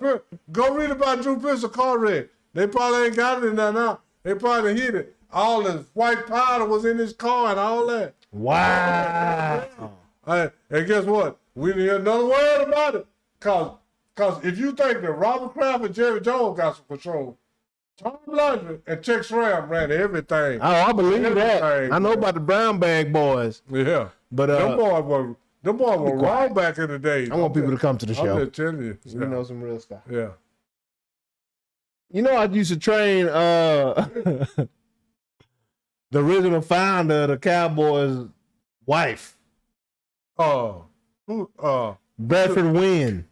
No. Not Murchison and Wynn. Yeah. Clint Murchison and Bradford Wynn. It was two original owners. Yeah. Everybody talks about Bradford Wynn. Clint Murchison had the most percentage because he was calling the shots. Yeah, but it was two owners though. Had all the money. I mean, it's just like Mark Cuban right now. Yes, he still got interest in the marriage, but he can't call no shots. Gave him the rest of the money so he could get the Cowboys and do what he wanted to do. But I know some things though. Yeah, Clint, yeah. Yes, sir. But Clint, I used to train his wife, so she told me some stories. Oh yeah, absolutely. These wives have seen some things, and she told me some stories. But anyways, yeah. Hit me on Instagram, dog. I tell you, dog. I tell you, dog. But yeah, man. Moving along. The past PR is undefeated, man. I just want to call that out. They sweep everything under the rug. Oh, absolutely. That rug got lumps in it. Yeah. Moving along. Now it's time for Trip to Go's favorite part of the show. It's time for IMO. In my opinion, this is the part of the show where me and Unc give our opinion about whatever in the world we want to give our opinion on, and there is no rebuttal allowed. So if I'm hot, steaming mad, biting my tongue over here, I can't say a word. I just got to go with it, flow with it until Unc is done, and then I give my opinion. And that's how this thing goes. So, in your opinion, what say you? Let me take a couple deep breaths. Yeah. You told me it's going to be real. Woosah. Woosah. Nah, but let me tell you like this, man. I don't know why nowadays basketball fans hate the truth. Then when you tell them the truth, they say you hate them. Mm-hmm. And I'm going to say this right now. And this is the thing about it. Let me say this here too. People think when I tell the truth on these players, I don't like them. No, I do like Michael Jordan. I do like Kobe. I do like LeBron. I do like Bill Walton. I do like Bill Russell. I do like Will Chamberlain. But the truth is the truth about anybody. And this is the truth. I'm finna tell a little truth. Because right now, people are making up a lot of shit about Kobe. I don't know like MJ. Yes, I do. But that don't mean he the GOAT. Because I don't believe in the GOAT. Because you can't be the best in the league when you didn't play. How can you be the greatest of all time when you only played 15 years? And then now we take our imagination. See, all this is our imagination. He would have did this then, he would have did. But all we can do is what you did when you did it. This ain't your opinion yet. Yeah. Impact. His impact. But this is just to let you know, and I just want some context to be known to some of this stuff. and right now, we gotta have some criterias to this. I don't even like the GOAT conversation, but since everybody have it and they talk about it, I gotta get caught up in it. But it's certain people we have to eliminate from the GOAT conversation. They don't belong. And my first elimination, let's get Kobe Bryant out the GOAT conversation. You know, a lot of people not gonna like this, But let's, we always talk about the mama mentality. He this, he that. Okay. And people say, and this is what people do when they get, when their favorite people come up, they say, oh, numbers don't tell the whole story. Yes, the hell they do. Kobe shot 41.2% in 7 NBA finals. Math is exact science. It's not a guess or an opinion. It's 41.2% for the NBA finals. In the 2 finals that he won MVP, he shot 40% and 43%. Go. And this is the thing. I'm not judging Kobe against my imagination. I'm judging him against other all-time greats. He went to 7 NBA finals, and his shooting percentage is 41. That's horrible for a considered all-time great. Let me read his shooting percentage in the NBA finals. In 2000, he shot 36.1%. In 2001, he shot 41.5%. In 2002, he shot 51.4%. In 2004, he shot 38.1%. In 2008, he shot 40.5%. In 2009, he shot 43%. 2010, he shot 40.5%.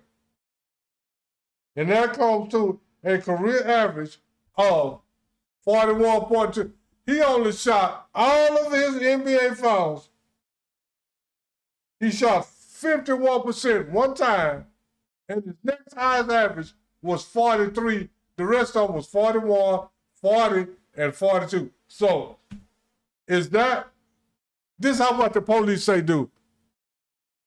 If the police went and investigate this, you are a 41% shooter because out of your 7 finals, you only shot over 50% one time, and your next highest total was 43%. So the police will say your mode of operation is 43% and lower, right? Because we going by what you do. Most of it, 90% of it, we ain't going by what you do when you go home and go through the door and say good evening to your mom and go to bed. We going by when you went to 7-Eleven and robbed the store 2 times, 3 times, 4 times. So out of 7 times, Kobe shot under 43%, 6 of them. 43% or lower, 6. So your mode of operation is that you are a volume scorer. I don't care if you average 25, you still shot 41%. That's not good. And if anybody can explain to me how 41% is good over 7 NBA finals, and I'm not judging Kobe against my imagination. You know what I'm judging Kobe against? Other people that won 5 and 6 NBA championships. Now, Michael Jordan, see, Jay, Michael Jordan had 3, he went to the finals 6 times, right? He had 3 in the 40s, and he had 3 in the 50s, which make his average 48. Kobe got 1 in the 50s and 6 in the 40s. That means he in the 40s. We're low in the 40s. See, this is the thing. Let's do the math. Michael Jordan shot 48.1% from the finals, for the NBA finals. That's great for a guard. Kobe shot 41%. Okay, so if you shoot 100 shots, Michael Jordan got 96 points. Kobe got 82. Big difference. People don't think of that's some bold stuff right there. People don't think about math like that. Like, yeah, see, I'm a number. See, LeBron James shot 48% too. So he didn't have the same amount of points as Michael Jordan. 48.1, 48.4. Kobe is the most inefficient superstar. LeBron had 48.1? 48.4. Mike had 48.1 in the NBA Finals. But I'm just going to round it to 48 because it's not. So they both would have 96 points. Kobe would have 82. You see what I'm saying? It's a big difference. That's a big difference. Yeah. So if you shot 100 shots, Kobe, because they wasn't shooting threes like that back then. I'm going on two. Kobe, you have, and then Kobe shot 31% from 3 points. So don't even bring up like you don't know him for 3 points. This is all I'm saying. Kobe had a strong mentality, and he did some gangster stuff. Like when Kobe separated his finger and went over there and let the guy pull it out and went back in the game, that's some Ronnie Lott stuff. Yeah, Kobe is real. And then when he tore his Achilles and then went to the free throws and shot the 2 free throws and then limped off the court and then had surgery, that's some gangster stuff. But that don't have nothing to do with this. Just because you got a tough mentality, that don't make you the number 2 player of all time. And this is the thing, when you start talking about GOAT conversation, let's talk about, we talk about Michael Jordan, 6 finals MVPs, 5 regular season MVP, 10 scoring titles, defensive player of the year, all that. Kobe don't have no defensive player of the year. He ain't led the league. He led the league, let me see. Kobe led the league in scoring twice. He got 1 MVP. So when you start, is the 1 MVP in the same category as 5? Is 2 finals MVP the same category as 6? And then Kobe, and then Michael Jordan led the league in scoring 10 times. Kobe led the league in scoring 2 times. Is that the same category? I mean, when you are talking about the GOAT conversation, you have to be done something. I know that's not good English. You have to be done something that matters. Will Chamberlain led the league in scoring 7 times. He led the league in rebounding 11 times. He got 2. He don't have the 2 championships, but look what that dwarfs. All the other stuff he did might make up for some of that. But Kobe don't have any other stuff that we say Michael got 6 this, 5 regular season, 6 finals MVP, 6 championships. Kobe got 5 championships. That's it. He don't have no records in the NBA finals. He don't have none. And they try to say that Kobe is the greatest Laker. Kobe got 2 regular season MVPs. Magic got 3. Magic is the all-time leader in the NBA finals for assists. And he got 2 regular season MVP, 3 final MVP. He got the all-time assist record in the NBA playoffs. What does Kobe have? He got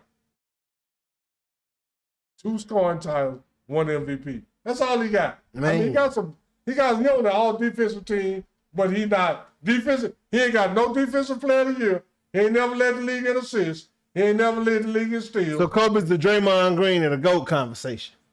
Nah, I ain't gonna even put it to I ain't gonna do Kobe like that. Stop that. Draymond Green is the Draymond Green of the Draymond Greens.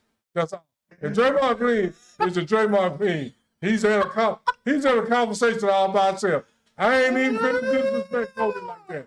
Don't even do me like that, James. I appreciate that. But all I'm just saying is that Kobe, if we're gonna go by accolades and credentials, Kobe don't have enough accolades and credentials to be in the GOAT conversation. Yeah. And I'm gonna tell you like this. Kendall Gill, see, this is the thing. Kendall Gill, ooh, that's all right there, boy. We got to get some criterias for this GOAT conversation. Criterias. You know, and this is what Kendall Gill say his criteria is. 5 MVPs, regular season MVP, and 6 championships. And 3 people got that. Kareem. 5 MVP, 6 championships, yeah. Kareem got 6 MVPs and 6 championships. Bill Russell got 5 MVPs and 11 championships. Michael Jordan got 5 MVP and 6 championships. Yeah. Those are only 3.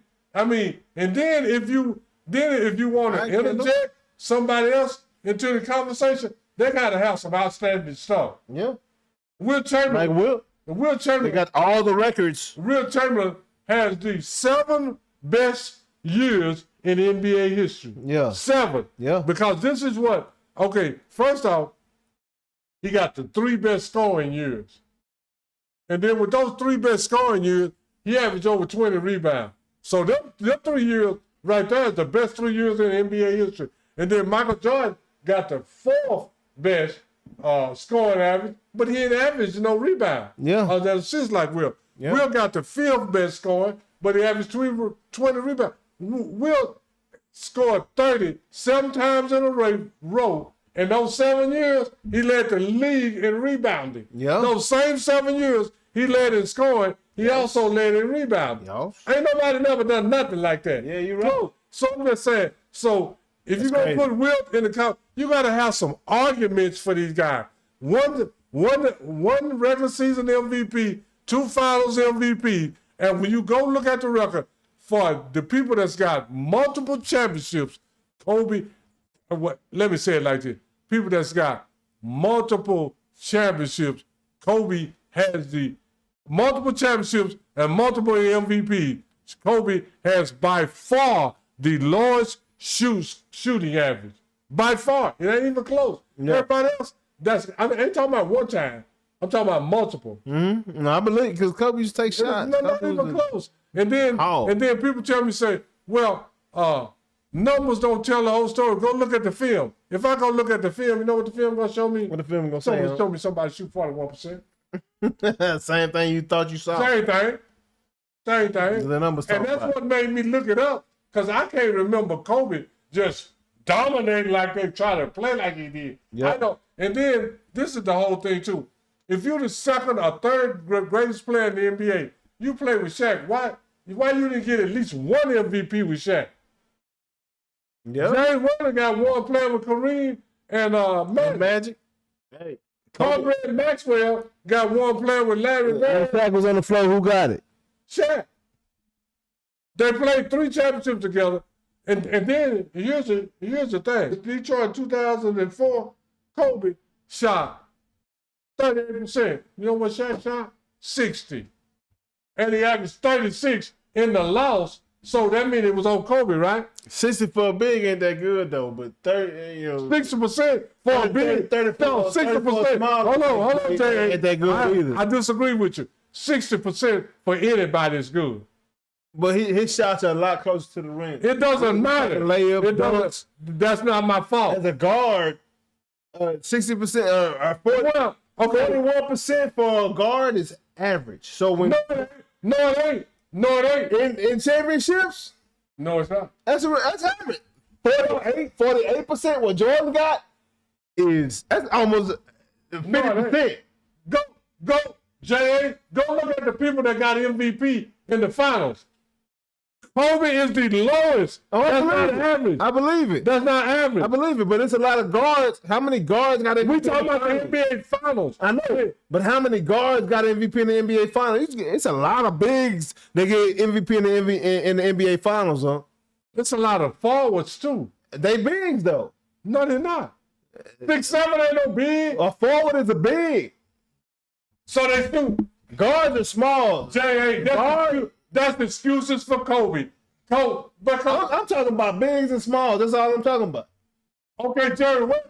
Jerry West is a small guy. Yeah. Jerry West got to go look at his percentage. It ain't no 40. He got it in loss. Yeah. But no, yeah, he did. But he didn't shoot no 41%, even in a loss. Did he get it when they won? Yeah. I love that. I'm a fan of Jerry West. Yeah, that's what I'm saying. That's not average. Stop saying that's average. That's below average. That's below average. I'm talking about in the history of guards, like shooting. I'm talking about guards. Go look at all the guards. I'm saying, like, I'm just talking about the numbers. Like, that is average for a guard to be shooting 41%. No, that's low for anybody. A lot of guards shoot low, is what I'm saying. Like,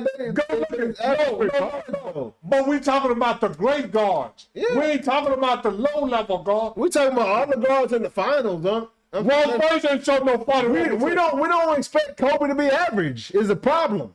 No, that's not average. This is what I'm telling you. You better go do your research. 41% is low for any damn body. J.A. go look at it. Quit talking. I've done already done the research. Go look what Walt Frazier shot in the foul. Go look what Jerry West shot in the foul. Go look what Oscar Robertson shot in the foul. Go look what Magic Johnson shot in the finals. Go look at all the guards. Magic ain't shot no 40 nothing. Why is Kobe? Go look at the 10 lowest. Magic not in there. That's low for anybody, J.A. 41% from the field.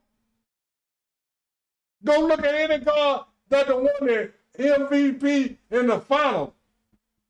Go look at Dennis Johnson when he got it in 1977 for the Superstar. Go look at Jerry West. Go look at all these guys that got the MVP. They shot at least 47, 48%. Average, yeah, 41 is low. Average is 44. Point guards average for all guards is 44%. Point guards average 43.5. That's for regular season. No, don't follow for the. No, I said in NBA history. Yeah, in NBA finals. Finals. Well, go, J.A. Where my phone at? I mean, still below average for anybody, anytime.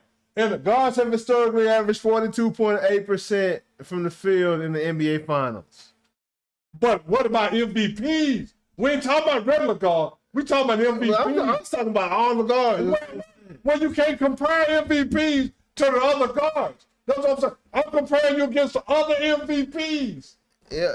Oh, I mean, we say the same thing. No, we're not. No, we're not. No, we're not. It ain't ideal. No, we're not. No, we're not. You saying all guards. I'm talking about people that have won MVP.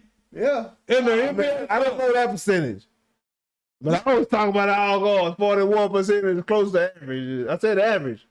But it ain't far from 42.8. Okay. But I can't, you know what I'm saying?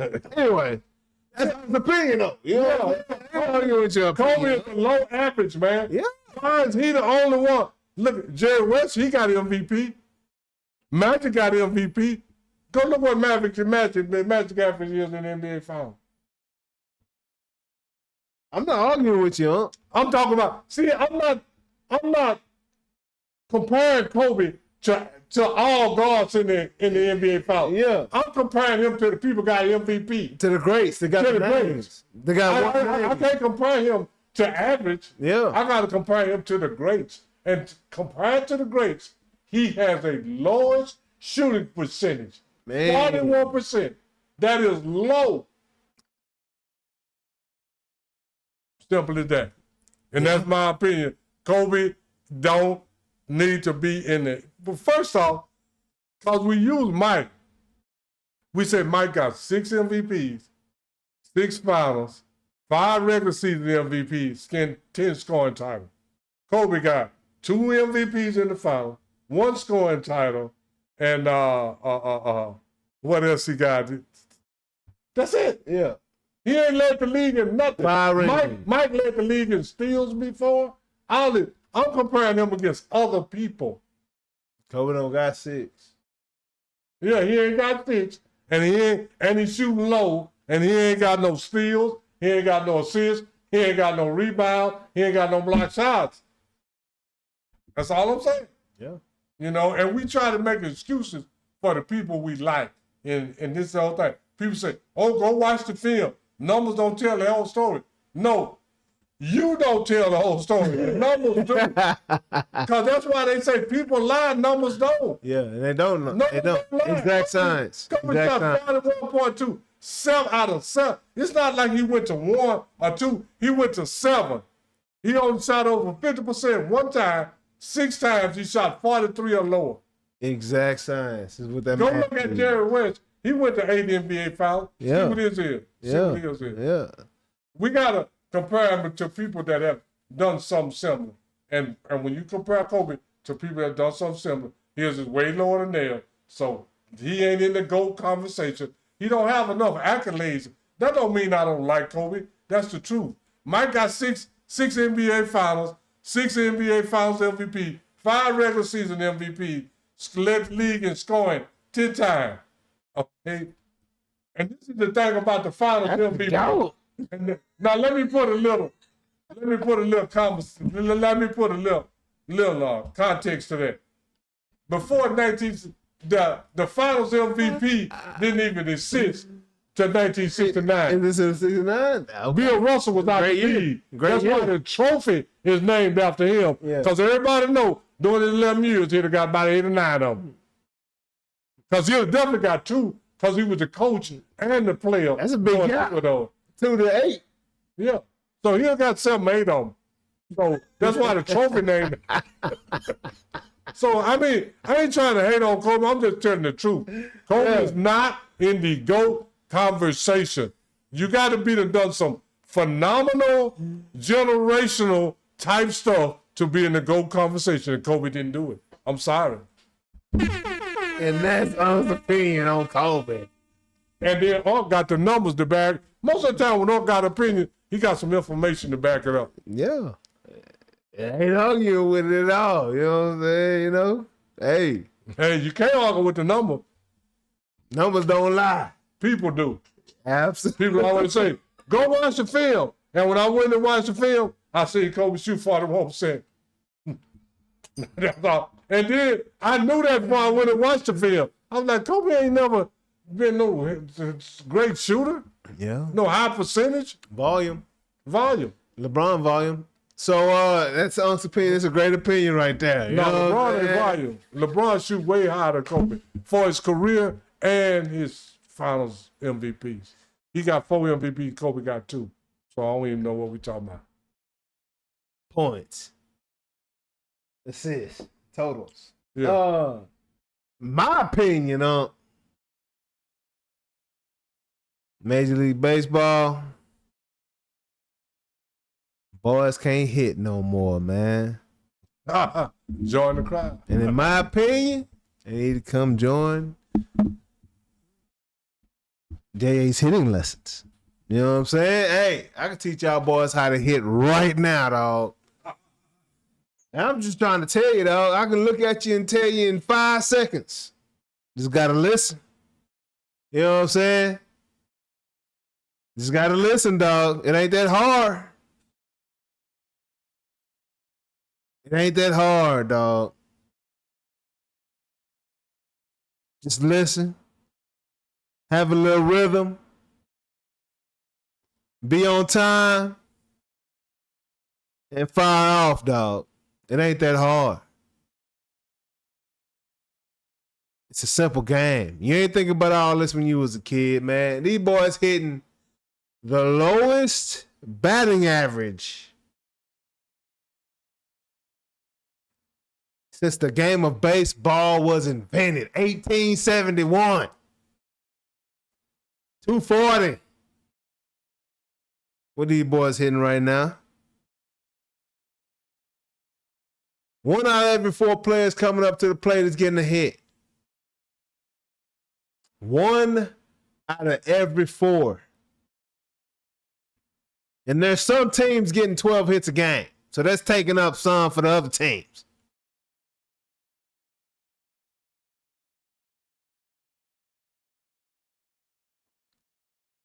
Yo, man. Baseball is just a machine at this point. Fans are paying their money. Boys ain't producing. The only reason I'm talking about this is because the Rangers got no hit by the Houston Astros. How you get no hit by a rival, dog? No hit by a rival? That's crazy.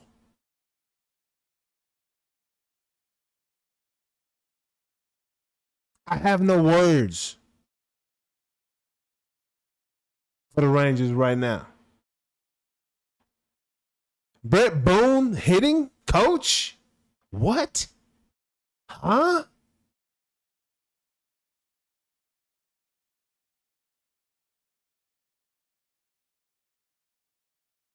Brett Boone, dog? Quit playing with me right now. There's so many inappropriate things I want to say right now I'm not going to say. But Brett Boone, I can help you, bro. Hire me and I'll teach you boys how to hit, how to see it, how to be on time, how to get through there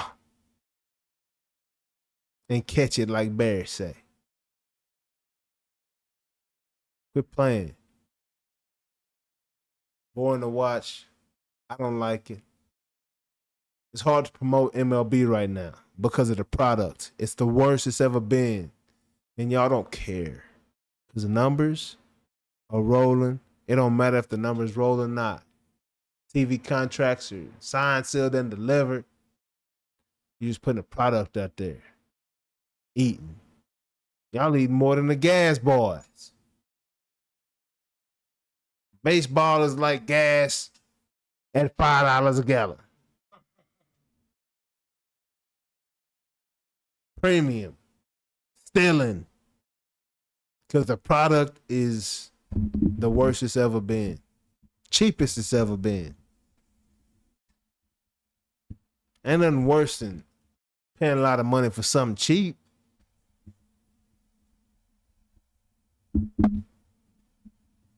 Like buying a Maserati.